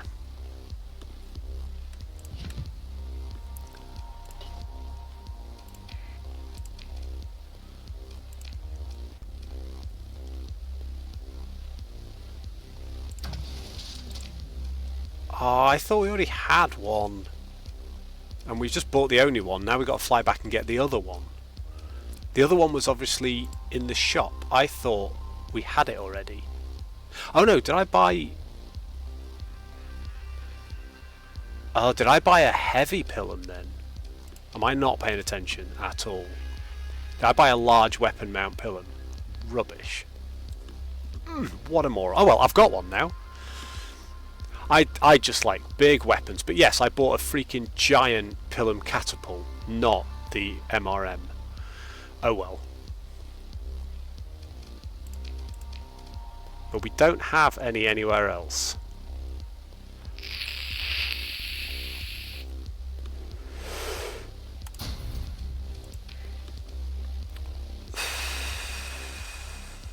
Ooh, missile autoloader. Limited number of reloads. I have a shared reload capacity to missile weapons installed in small missile mounts.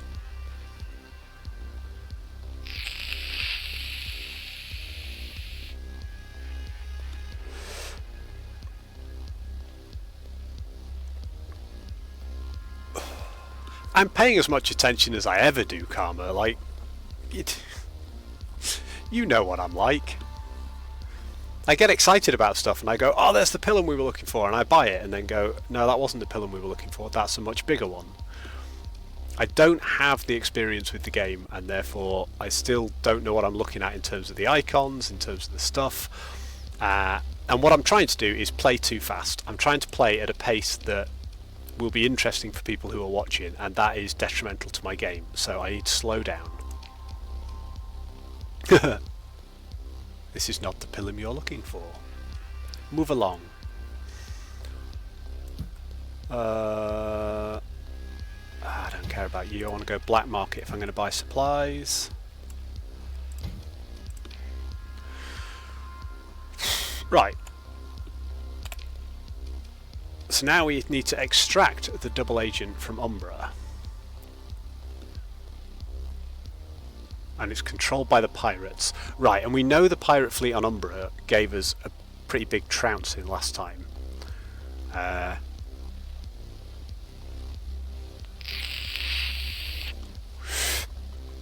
That's different, Karma. Like, the story stuff, I will always get into. I'm a role player at heart. I will always read the story stuff, and, like, I know I didn't on that mission get the mission right, but I'd sort of forgotten that the lady was a bargaining chip in the mission. Not from lack of attention. I was just like, no, I'm going to stay loyal to what's his face, because he's the guy we're after, and I sort of missed the point that what we're meant to do is then sort of trade that. So this time I know we have to expose the double agent and then present that to Caden as his, you need to be aware of this. But yeah, normally where I lack attention is in, and it's not so much attention, it's knowledge, is in choosing weapons and loadouts and systems, because I'm mindful that we've spent some streams where all we've done all night is build and play ships, and I love that. I think it's brilliant, and we do vanilla RimWorld, so we're not using mods, we're not using any free bits or whatever, we're just building with what we can find, which is great, but it may not be entertaining to everybody. Tack lasers. Those are the harpoons. What's in the black market? Flat cannons and sabos. Dual flat cannons. Mining blasters. Tack lasers, there we go.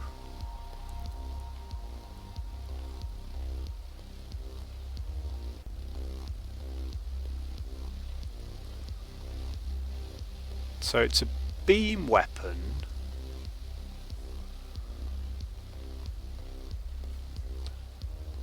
So there's a stack of 6 of them. 1 tack laser, 1 swarmer on the Buffalo. Let's have a look at the Buffalo. Oh, I've still got the Pilum on here. I actually bought it, which is not the end of the world, because we'll up the capacitors a little bit. Although we're not struggling for flux hugely, are we? Because actually we could do with more venting to get the flux dissipation and the weapon flux to match. Because we're sniping, we're not as worried about the shield,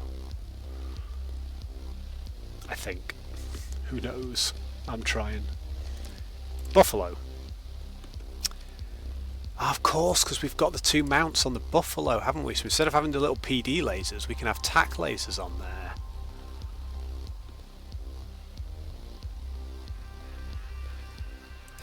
So would you have just 1 tactical laser and 1 PD laser? Tack laser's got better range, better damage per second, but generates more flux per second. And then swarmer in the front mount.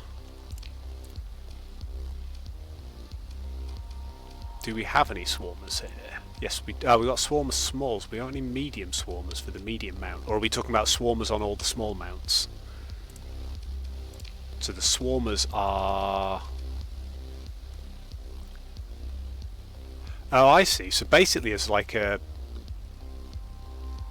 Oh yeah, of course. Because, yes, that's not on a turret, is it? It's on a fixed point. So I'd be better off with 2 of the tactical lasers there, because it's the same OP. And it'll up my flux, but we should be okay. Or do we just ditch that and save the flux generation?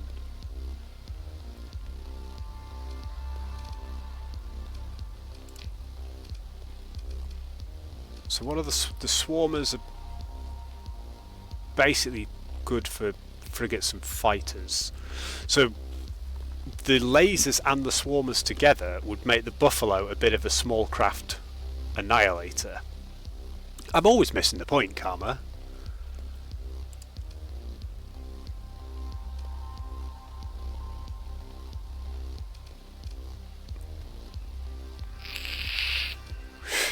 You said 1 tack laser, 1 swarmer.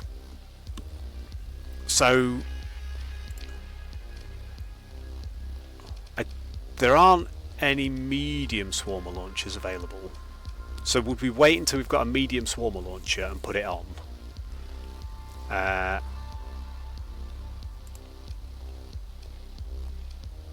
Oh yeah, of course that's turreted and that's not. Yeah, gotcha. Yeah. So you'd put, yeah, tac laser on there, and then the PD laser would go there because it's turreted and can actually do its point defense stuff. Yes, what I hadn't appreciated there was the difference between a hard point and a turret.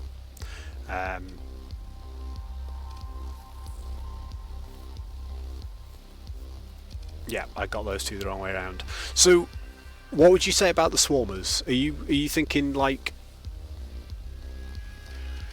Because the swarmers, we presumably wouldn't want them. And mind you, swarmers on the side could do pretty well against frigates, fighters, little things attacking it from either side. Or would you do like a medium swarmer out at the front?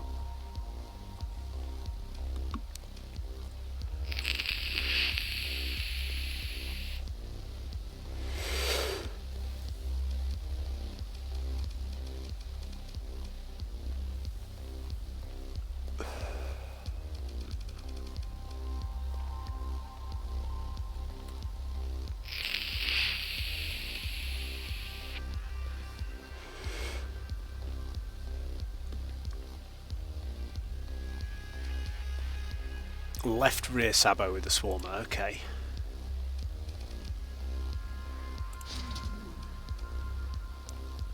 So basically anything small and or fightery in this region is going to take swarmer shots, and we've got the expanded missile rack, so they've got 160 rounds. What I would say, it doesn't really matter, I'm not going to fly the Buffalo, so I don't need to assign the weapons. But yeah, that's okay. Perfect. Thank you, buddy. Ooh, and a harpoon into the medium. So in this case, whale hunting is valid. I can get behind that. Oh, we need to drop a whole load of stuff. So we would need to get rid of... the armoured weapon mounts are probably less important at this point, aren't they? Because...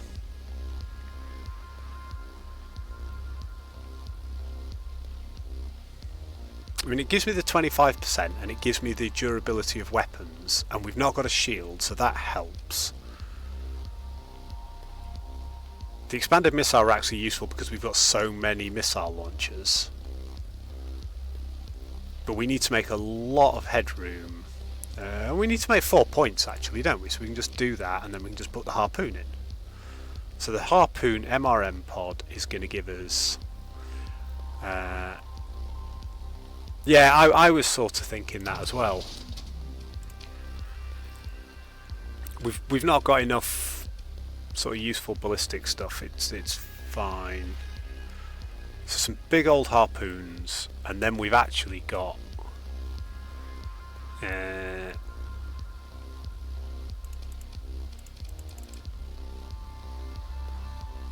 doesn't give us quite enough. If we have a little bit more dissipation, we're not going to match the weapon flux, but not everything's going to be firing at once, so the autocannons are not always going to be firing. And obviously the missiles don't generate any flux. So give it good capacitor, or some capacitor, and an amount of venting. And it's got the flare launcher as well. Cool, we will try the Buffalo in point defense ballistic. Oh god, I've got autocannons here. You're right. Absolutely, we should be having cheaper, like light machine guns or something.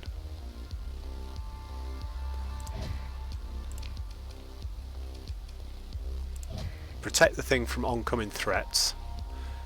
Give us a bit more capacity as well as a bit more venting.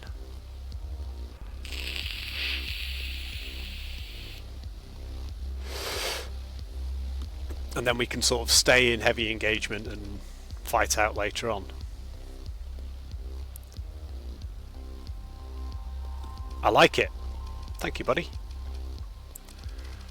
Now, they haven't suggested we're going to need Marines to do any form of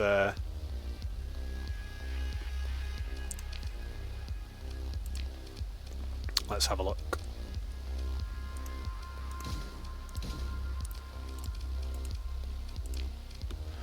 So the difference with the Vulcans is they are lower range, but generate less flux.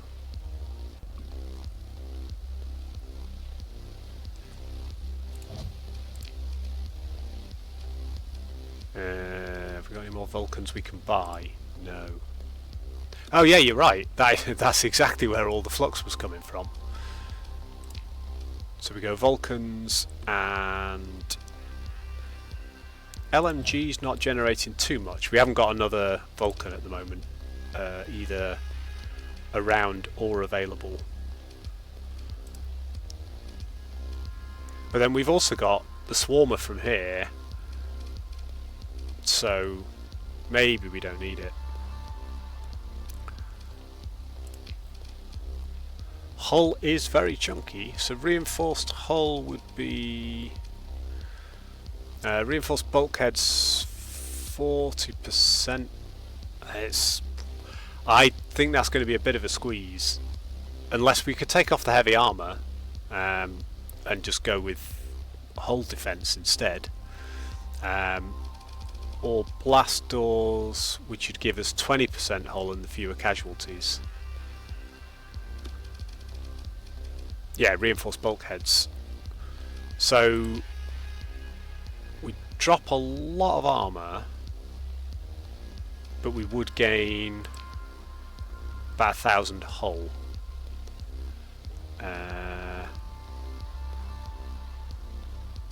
We could also drop the expanded missile racks and have both just to make it tankier.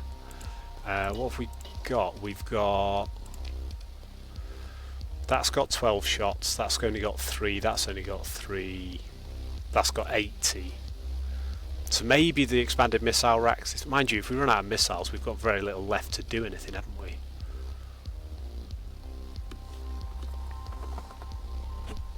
But if we do that, then we can get dissipation where it needs to be, and then we can up the capacitors.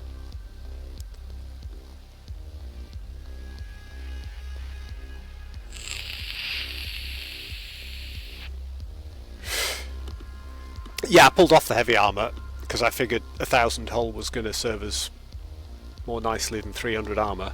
I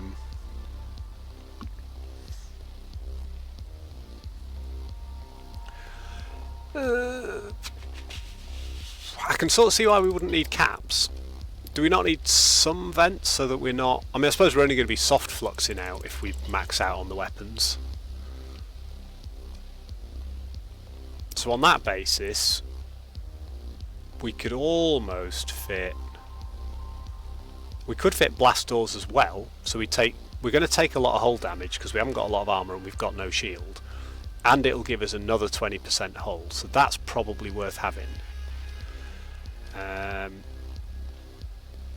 Turret gyros isn't really that useful, turn rate of turrets, because we're only rocking... We've got 3 turrets, I suppose. And nothing else that we can put on. So we could put turret gyros on, or we could just put a couple of caps and vents. What do you think?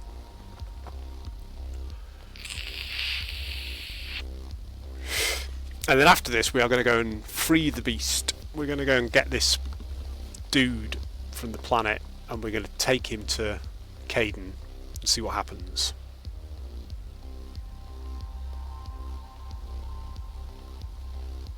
Yeah, good point. Very good point.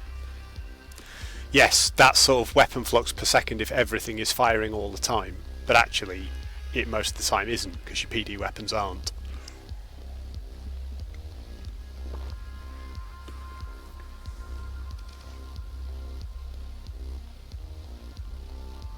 Well, I think given that we've got space and we don't want the caps and the vents, we'll whack the advanced turret gyros on. Give ourselves some turn rate on them. Right, let's go to Umbra to extract the double agent.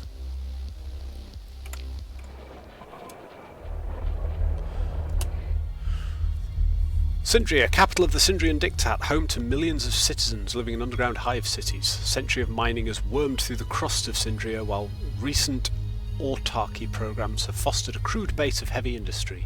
Vast energies captured by a series of solar arrays launched from subsurface mass drivers are used to power one of the sector's few AM fuel production facilities, where antimatter is created via hellish physics, then trapped in fullerene shells carefully mixed with heavy hydrogens and actinides into the relatively stable fuel pellets on which interstellar civilization relies. So what you're telling me is, on Sindria, I should be able to get cheap fuel. So I can. Dirt cheap fuel. Let's grab like 300 fuel. In fact, we could get it from the black market if we're going to buy that much. Save ourselves a pretty penny.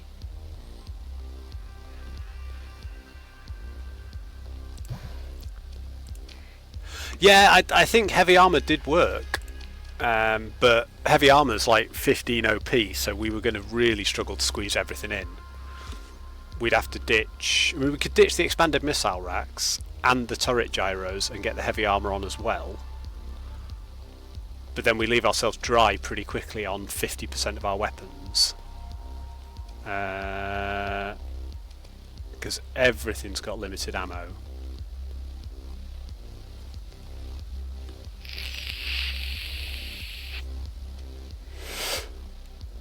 We'll have another think about that. I mean, I think the turret gyros are essentially a waste of time. Well, not a waste of time, but I think they are very minimal impact on this ship. But if we don't need the caps and the vents on it, then it's giving us something. Of course, we've got to go to the pirate world. Time for pirate funsies. Right. Let's get ourselves out of Diktat range before we whack off the transponder. Whoop. That was probably a little bit early.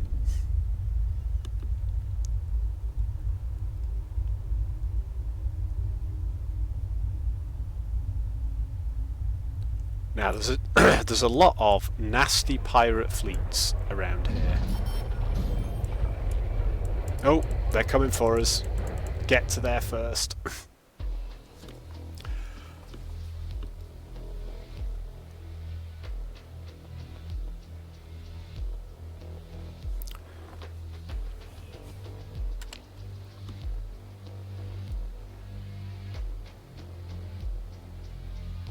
Ah, I see what you mean, yeah, it's almost always recoverable. But that means that you just stack up D-mods over time.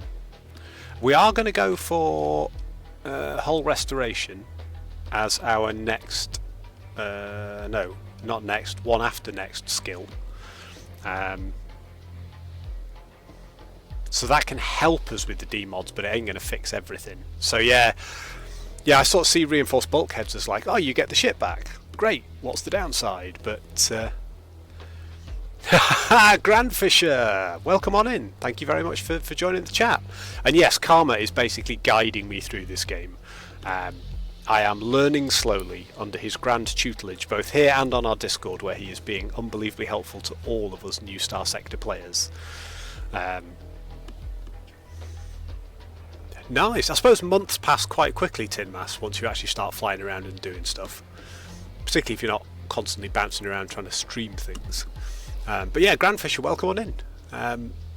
We're very, very pleased to have you. And, you know, if you want to hear Karma's grand wisdoms even more, our Discord has a whole set of Starsector conversation threads and channels where Karma gives us all of his great advice on how to play the game. We've got quite a few new Starsector players. I'm assuming that you are more experienced with the game than the rest of us. But you're yeah, well, you're entirely welcome to join the Discord. Nobody is strong-armed, but if you wanted to, the more people who've got some experience, the better. And we're sort of enjoying a variety of games on there. But yeah, I've been streaming this now for, what, a couple of months, something like that. Oh, Grandfisher, thank you so much for the follow. That's hit our 75 follower target. we've hit it. Finally, well done. Oh, mate, thank you. Thank you so much. That's really, really appreciated. We've sort of grown this channel relatively quickly, I think. And, you know, we've got our 75 followers now, which is marvellous. So thank you and welcome on in. But yeah, we've currently got RimWorld and Starsector as our two big Discord games. And we play Starsector on a Monday. We've been doing some RimWorld Saturday and Sunday mornings, although we'll probably do one of those two as RimWorld and one as something else, maybe some more Starsector. That's becoming increasingly obvious. I need to know more about Starsector, and therefore I need to be playing it more. And Friday evenings we do our random game stream. So this Friday we are going to be playing a couple of games. We're going to do a couple of hours of Death Road to Canada, which was Dragon Guy's recommendation. I've not tried it yet, other than to install it and turn it on and make sure that it actually runs and that it will pick up on the stream and stuff. I've not done anything more than walk between two different rooms. And then we're going to play something else, probably Quasimorph or Soul Shard, Stone Shard, whatever it is. So yeah, it's a fun time, so welcome on in. It's great to have you here.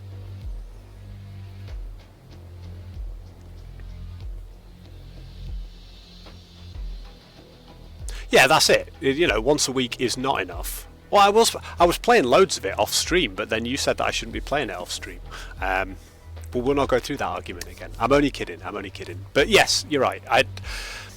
My plan is to play. I've got another playthrough, which my plan is to play through a lot more off stream and pick stuff up and take my time to learn things. Because, like I say, I'm trying to balance the typical learning that a new player has and the great sort of input and help that we've had in the channel, primarily from you, Karma, but also balance something that's interesting for viewers who sort of know the game a bit better and don't want to see me swapping two different weapons out and making builds all the time. So it's balancing that learning curve with a bit of entertainment, and I'm erring, I think, too much on the side of skipping through stuff to do cool things and not really learning those lessons. But you know, I learn by doing, and I need to just crack on and get things wrong more often. And then, as frustrating as that is for somebody who knows the game to watch, it sticks in my head better if I go, oh god, don't do that again, because that was really daft and it got you killed.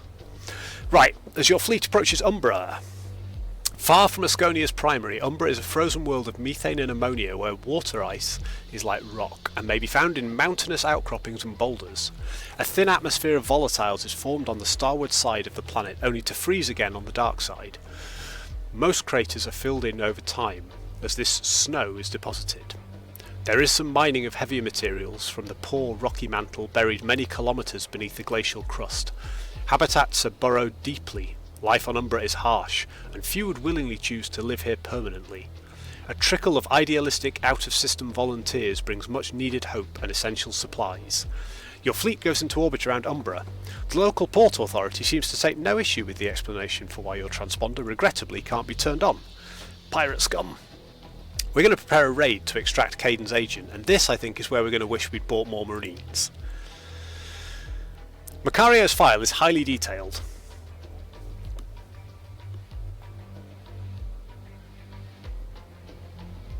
No, and I suppose some people, for some people, that actually is what they really enjoy, and that's how I stream. Like I say, I'm a role player at heart. I like reading the story. I don't mind taking my time with the story elements and the background and the lore. I think that's great, and I know I still need to learn that I can pause the game and hover over anything in space to get more lore. But I love that about games, and particularly Starsector. The amount of buried lore is wonderful.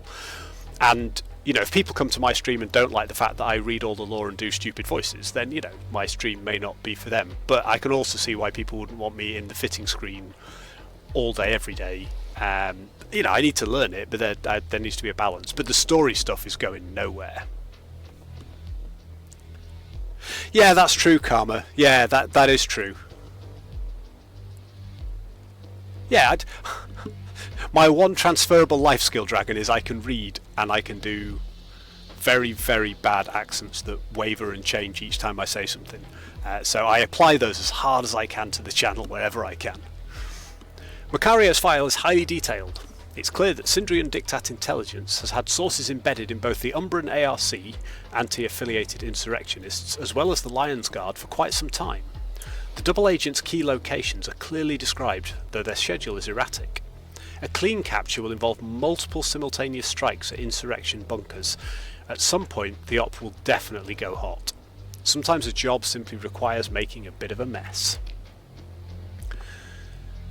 So, the operation difficulty is 200, and we only have 144 Marines on board, and we've got 9% because we've got regular Marines. So our raid effectiveness is 44%. So if we have a look at our raid objectives, oh wow, we don't even have any other options but to... Right, we literally don't have enough forces to do it. So we have to go and get at least 200 Marines before we can do this. That's doable. So we would need to buy like 56 Marines. So if we bought 60 Marines, because we're going to probably lose some here as well.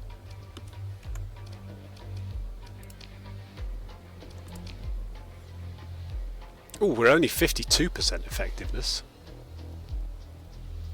Well, you know, there's a combination of laziness and also it's got a comedy value to it. It's like, yeah, we will hire all the Marines you have, please. Right, Marines, you're going straight back down there and you are going to break out these double agents. Oof, right, we're projecting heavy Marine casualties, which...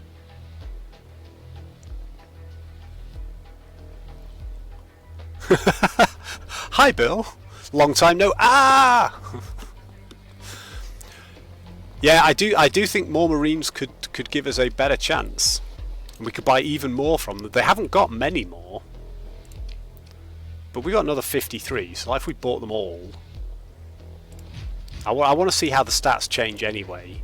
And we should be buying these guys from the black market anyway. They've got hundreds on the black market, and it's a pirate base. Who cares if we're not paying taxes?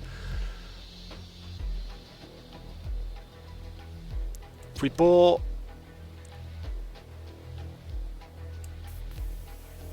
$30... Right, watch here we go.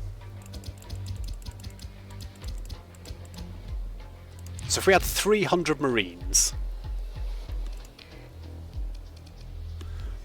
we're going to push. Yeah, of course. So it's not like 200 success, everything else bad. I do like that we can at least have a look. So... But we can't assign more Marines than that. Yeah, I looked at my Marines experience. So the... because we talked about this in the last stream. We did the raid previously. And they've got a tiny bit of experience up here, but they're basically regular Marines. They're very, very poor. Because we did one raid with them and extracted one dude. So I didn't realise you couldn't just like overkill it and take a load of extra Marines in. That's a bit of a shame. But that's just for selling Marines. So presumably we can't get higher than... we're at 61% with 312 Marines on board. So if we designate the objectives, we assign the forces. So forces available to be assigned. Higher raid effectiveness allows more objectives to be targeted with a single raid. One Marine unit is available for every 10% raid effectiveness. Current raid effectiveness is 61%. 6 units are available. Oh yeah, 6 units are available, but there's only 5 that you can assign to the mission. So actually... it's okay, because holding some in reserve reduces the casualties by 5% per unit, but they don't contribute. So if we were trying to achieve multiple objectives at once, Thank you, Karma. Yeah, exactly as you've just said. So the Marines in reserve will still reduce casualties. If we were able to achieve multiple objectives at once, so we were able to distract by doing some stealing, it would be worth real overkill to assign different groups to different places. But actually, we're going to give this a go, because we know that my playstyle is very much throw stuff at stuff and see what happens. We don't want to be holding around far more than 300 Marines, but this is a 61%er. This is going to be rough and risky.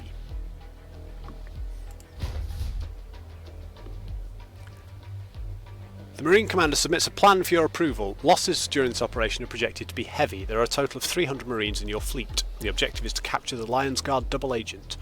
The Marines are ready to go, awaiting your final confirmation. So we could spend a story point to keep our preparations secret, which means we're less likely to get annihilated when we come out. But that gives us only half the XP. Or we could just be ballsy and launch the raid. I mean, we did dock with the transponder off, but we are still being pursued by a diktat fleet for when we get out of here, so it could be a little bit risky. Let's see what happens. Your forces have suffered casualties during the raid. We lost 49 Marines and relationship with the pirates. We gained 6,000 experience. And we're back up to 9 story points, which is good. You oversee the raid from your bridge. Your cadre of merc officers who have collectively seen every side of every major Persian conflict of the last 50 cycles run tactical command. Each squad is set up like a surgery, cool and precise. Then all at once, hell is unleashed. Breaching charges churn storms of dust and debris lit into strobing clouds of fire by weapons discharge. Sub-AIs build ghostly visualizations with milliradar, updating threat tags in real time for each Marine's combat display. The target is flagged off bone structure, scanned by combat sensors and matched to Macario's file. The agent is bagged and restrained for extraction with only minor injuries. Your Marine squads withdraw, leaving broken bulkheads, blaring alarms and sporadic return fire. The Umbran militia forces are still mobilising and the port only now going into lockdown as the last Marine shuttle lifts, jets kicking up volatile snow and dust to mix with leaking colonial ammo. The double agent is in the brig, attended by medics, broken bones and lesser injuries. Par for the course. So we need to go to the Armada, the Lions Guard Grand Armada, which there's no way that's going to be bad, is it? And talk to him and tell him that we know his guy is a double agent. But first, we need to try and get away from the Diktat patrol, and we're going to give it a go. Nope, we're going to fail. Yeah, because we're running with transponder off. I thought we'd got far enough away, but we didn't. Right, identify yourself immediately, submit to a cargo scan for contraband. I will turn the transponder on and comply. They didn't find any contraband. If we run with the transponder off again, we won't get away so easily. Gotcha. I apologise for my dickishness. I just thought we were going to get a ton of pirates down there, but we really didn't. So now if we have a look at our Marines, 14% increased effectiveness of ground operations. They're mostly regulars and have seen some combat. So 7% reduction to casualties and 14% increased effectiveness because they've gained a bit of experience, presumably. And we lost 49 of them. But you know, we bought most of those on the planet, so 2 things. Let's save the game. This is what we always fail to do. So I want to go and have our conversation with Caden. So we're looking for the Lions Guard Armada, which is presumably somewhere around Sindria itself. I think that's where we found the last Armada.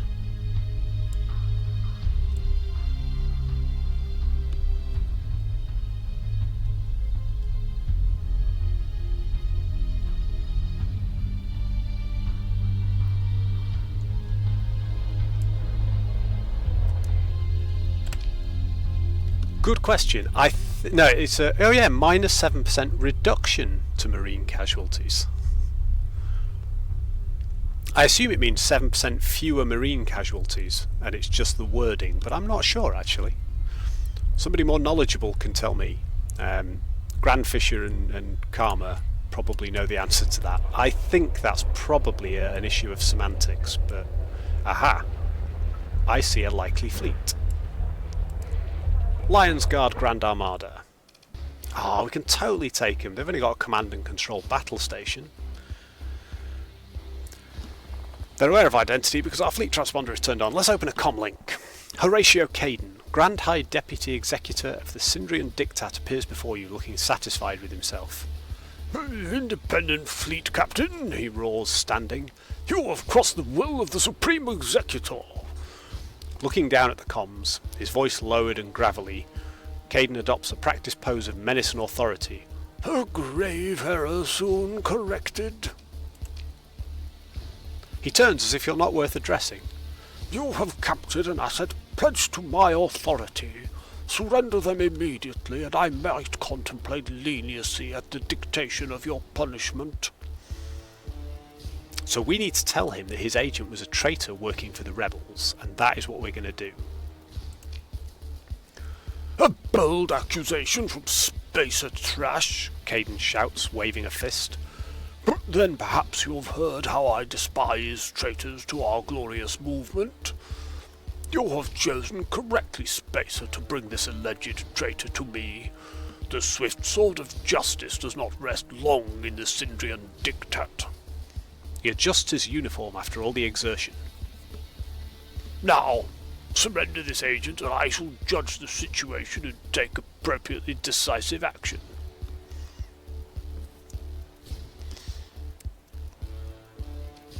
So last time we didn't transfer the agent. We're looking for leverage with them, right? We didn't transfer the agent last time. We said that Macario ordered the arrest, so I must deliver the agent to him. But that's not what he wants. He doesn't want the agent, he wants the leverage. So I think we transfer the agent and let Caden deal with him. But then I can't help but feel Caden just disappears him and forgets about it.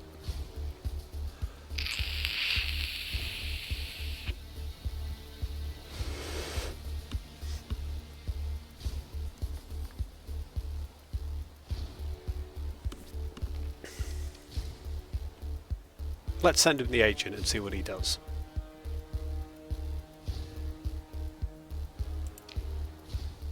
Glory to the Supreme Emperor and his Sindrian Diktat. Death to traitors, he shouts. You hear a muted repetition of Caden's last words, presumably from his bridge officers. Death to traitors! Caden turns back to you. Your dutiful loyalty in purging a traitor from our glorious state will surely be rewarded. After the dictation of justice and public execution, of course. So, Caden's eyes narrow on you. How does the Chief High Inspector General of the Sindrian Diktat come to trust a spacer with such an essential matter of internal security? Here it comes. Time to work your angle. This, we totally should have done this first, shouldn't we? We should have done this with the last one. So we can say, Macario is manipulating you, wants to control you. He's ensuring the loyalty of key figures for the future, or he's simply doing his job through me. I'm going to say he's ensuring the loyalty of key figures for the future. Oh? Caden makes a show of chuckling, rolls his eyes at this conspiratorial talk for his bridge crew, then activates a privacy field around his command station. He drops the expression. My loyalty to the vision of Philip Andrada is beyond reproach. I am his right hand. If what you say is true, Spacer, then what exactly is Macario playing at? So we could say nothing, your loyalty to the Lion is obvious beyond reproach. Macario suspects you of deviation and favours Haida, we could lie. Or Macario believes he will rule the Diktat with you as his puppet. Yeah, deployable privacy field would be epic. I think I will say his loyalty to the Lion is obviously beyond reproach. Thomas Macario is a strange man to rely on you. Such an unreliable element. Caden waves a hand dismissively. No offence intended, of course. As an outsider, you do not undergo the discipline and spiritual cleansing induced by total submission to transcendent Andradan technology. I feel it would be more appropriate for matters within the Syndrian Diktat to be settled by true followers of the great movement, not decadent itinerants. Mark my words, Spacer. When I reign, the slack shall be tightened. You would do well to study the teachings of the Supreme Executor, for they map the future of the Persian sector, and indeed the galaxy. I should do more lying.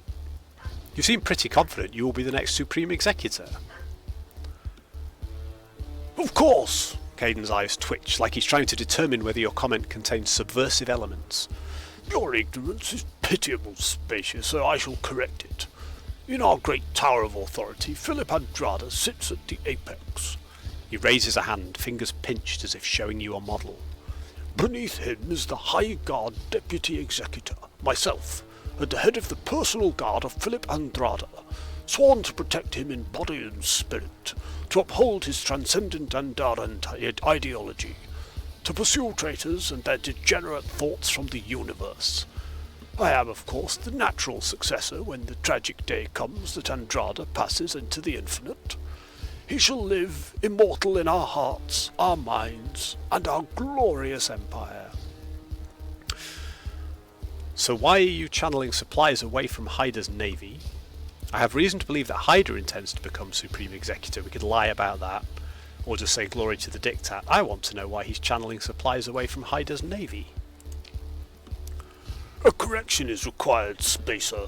It is the Syndrian Diktat's navy under command of Grand Star Marshal Balder Charlton. He is a venerated officer and fiercely loyal follower of the Supreme Executor. Caden paces, enjoying another chance to lecture you.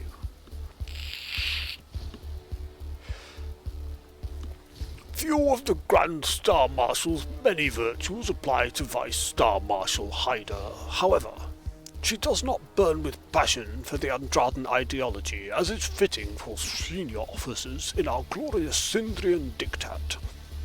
You see, from time to time, the state requires a bitter medicine which kills the weak, so that the strong may more fully thrive. Powers must be tipped towards a vigorous and stable future. The Supreme Executor saw sickness in the hegemony, and that is exactly why he compelled birth of a new order from the dying of the old. Now, he halts and turns. Mind your open talk, Spacer. There's a threat in his tone.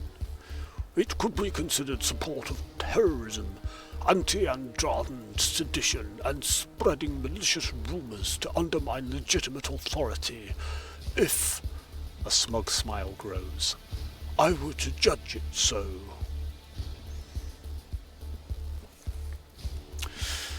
So do we lie and say that we think Hyder intends to become Supreme Executor and sow some discord amongst the two of them?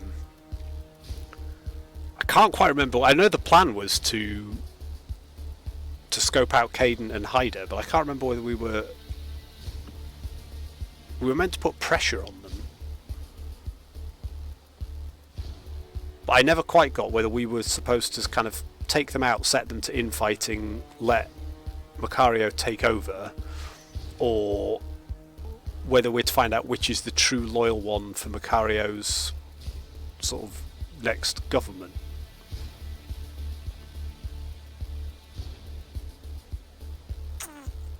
If I say I've got reason to believe that Hyder intends to become Supreme Executor, and he's just like, no you don't. Yeah, well that's it, both of these are just like, alright, bye then. That's sort of the thing. I feel like if we don't lie here, we've not gone far enough through the conversation. Let's do it. You sound like Macario's more paranoid ramblings. Oh, ad break in progress. Bad timing.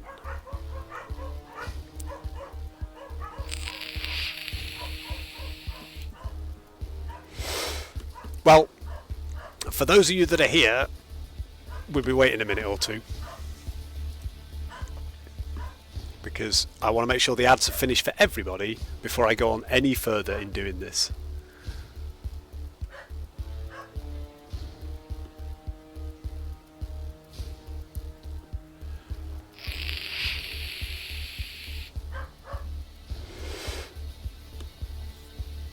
We have 2 minutes left on the ads, and then we are going to finish this off, and then we are going to dock up and stay safe and remember to save the game.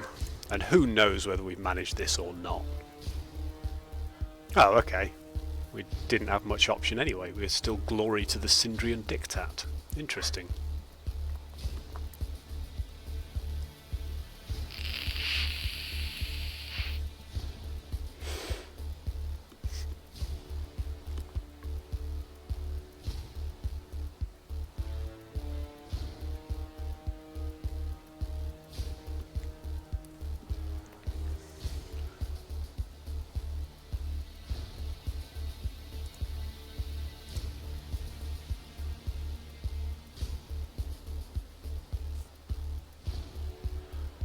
Oh, we're nearly there. We can do it. Yeah, absolutely, Karma. And I like that, but I sort of want to sow unrest between them. Right, everyone's back. The ads are finished. My thing is still saying we've got ads for another minute and a bit, but there's two questions there. How do I feel about space fascists, and how do I feel about space fascists that promise to give me an awesome ship or two? Yeah, the two are subtly different. Right, if nobody has ads, we will continue. You sound like Macario's more paranoid ramblings. He flicks imagined dust from his uniform.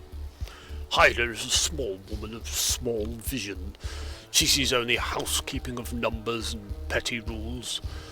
The Lion's Guard under my command is invincible, outfitted with the best equipment and leadership inspired by Andradan principles. There is no finer fleet in the sector. If it came to a contest of main force... He pauses, and perhaps the calculus of what it would mean for the Diktat to expend its own navy on a civil war sinks in. It won't come to that, he concludes with an air of confidence. Glory to the Sindrian Diktat. That's true, but my character is nuanced. Like, he's not just purely mercenary, and he doesn't want to upset either side by seeming so. He's towing the party line. Glory to the Sindrian Diktat, victory to the Lion of Sindria, Caden says fervently. And we cut the comlink. I'm more interested in alliances than I am in cold hard cash.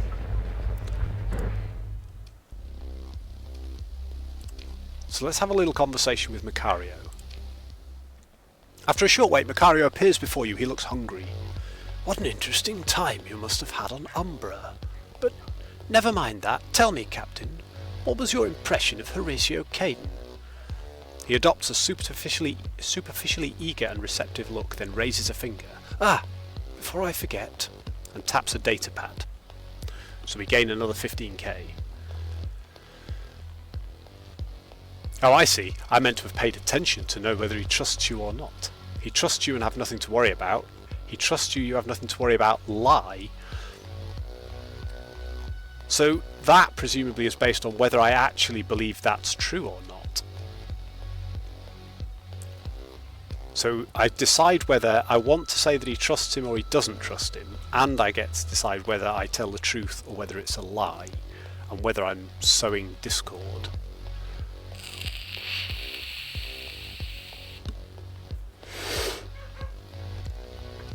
I think he trusts you. You have nothing to worry about. Splendid. Excellent. Macario's tone doesn't match his words. I should have pulled his words back. As if he's disappointed. I told Caden that Hyder wants to become Supreme Executor. Hyder? Macario barks out with a single laugh and rocks back in his seat. And he believed it. But of course he did. He did. It's all about building the pieces of a story. Well, there you go, Karma, it is. And with Cadence so eager to believe stories, Hyder so eager to follow rules, why it makes my work simple. He brings his hands together, satisfied. I tell you, Captain, I would be bored silly if it weren't for the inventiveness of Luddick's zealots and the hegemony's meddling. Are you familiar with Rao? Oh, he's a character. A worthy opponent, I think. Indulge me a moment, I think you'll find the comparison with yourself amusing. Some kind of alert chirps on Macario's side. He holds up a finger indicating you should wait and turns aside with a killing look on his face. He opens a secondary comms. This had better be very important, he says, almost sing-song. His expression goes slack, processing what he's been told, and then his brow furrows. Acknowledged, he says, and then turns back to you with a fragile smile. I must beg you for a quick favour, dear Captain. My favours don't come cheap. Yeah, he doesn't like that. The facade of a smile draws thinner, a delicate thing like a razor's edge. He closes his eyes for a moment. A matter of great urgency and interest has arisen. I need you to make a fast intercept to this transponder location coming in through the fringe jump point. One of my agents, who's been working in Tritachyon space, is being pursued. They have information of enormous value. Your reward upon securing the integrity of this information, and secondarily this agent, would be commensurate with the value of said information. He takes a deep breath. That value is immense. Go on. He looks down, rubbing one hand with the other. Genuine worry seems to have infiltrated his expression. What's so important about this information? No time, he snarls. Go! The comlink cuts from his end. Right, ladies and gentlemen. We've been streaming just over 4 hours, and unfortunately I need to go and get something to eat. So, we are going to call the stream there. I'm going to say my usual things, which is, first off, big thank you to Grand Fisher. Thank you for the follow, man. Really appreciate it. We've hit our goal of 75 followers, which is brilliant. Thank you all for turning up. Tin Mask, Karma, Dragon, you guys always supporting the Starsector streams, but it was great to see Friendly Local. It was great to see so many people in chat. Outer Arbiter, thank you so much for chatting with us as well. It's been a great stream. I've really enjoyed it. I like the fact we've done some story stuff. I feel I'm very slowly getting a handle on fitting my own ships with good guidance from Karma. I look forward to catching you guys in the Discord, so if you're not in the Discord, feel free to join us and come chat about Starsector, about RimWorld, about all the other things we play.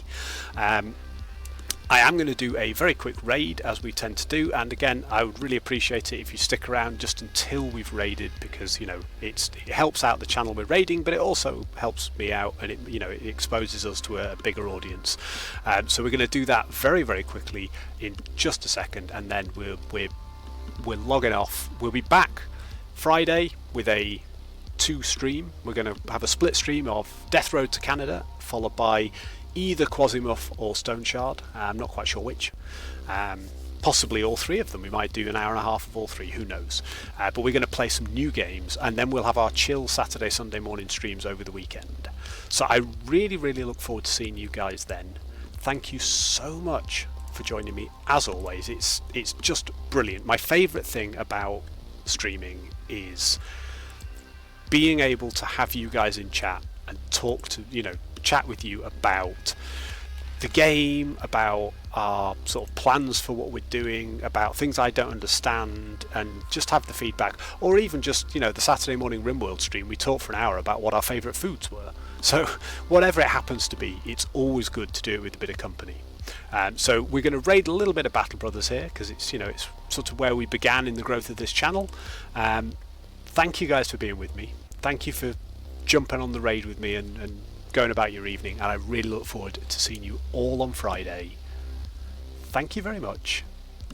Goose out.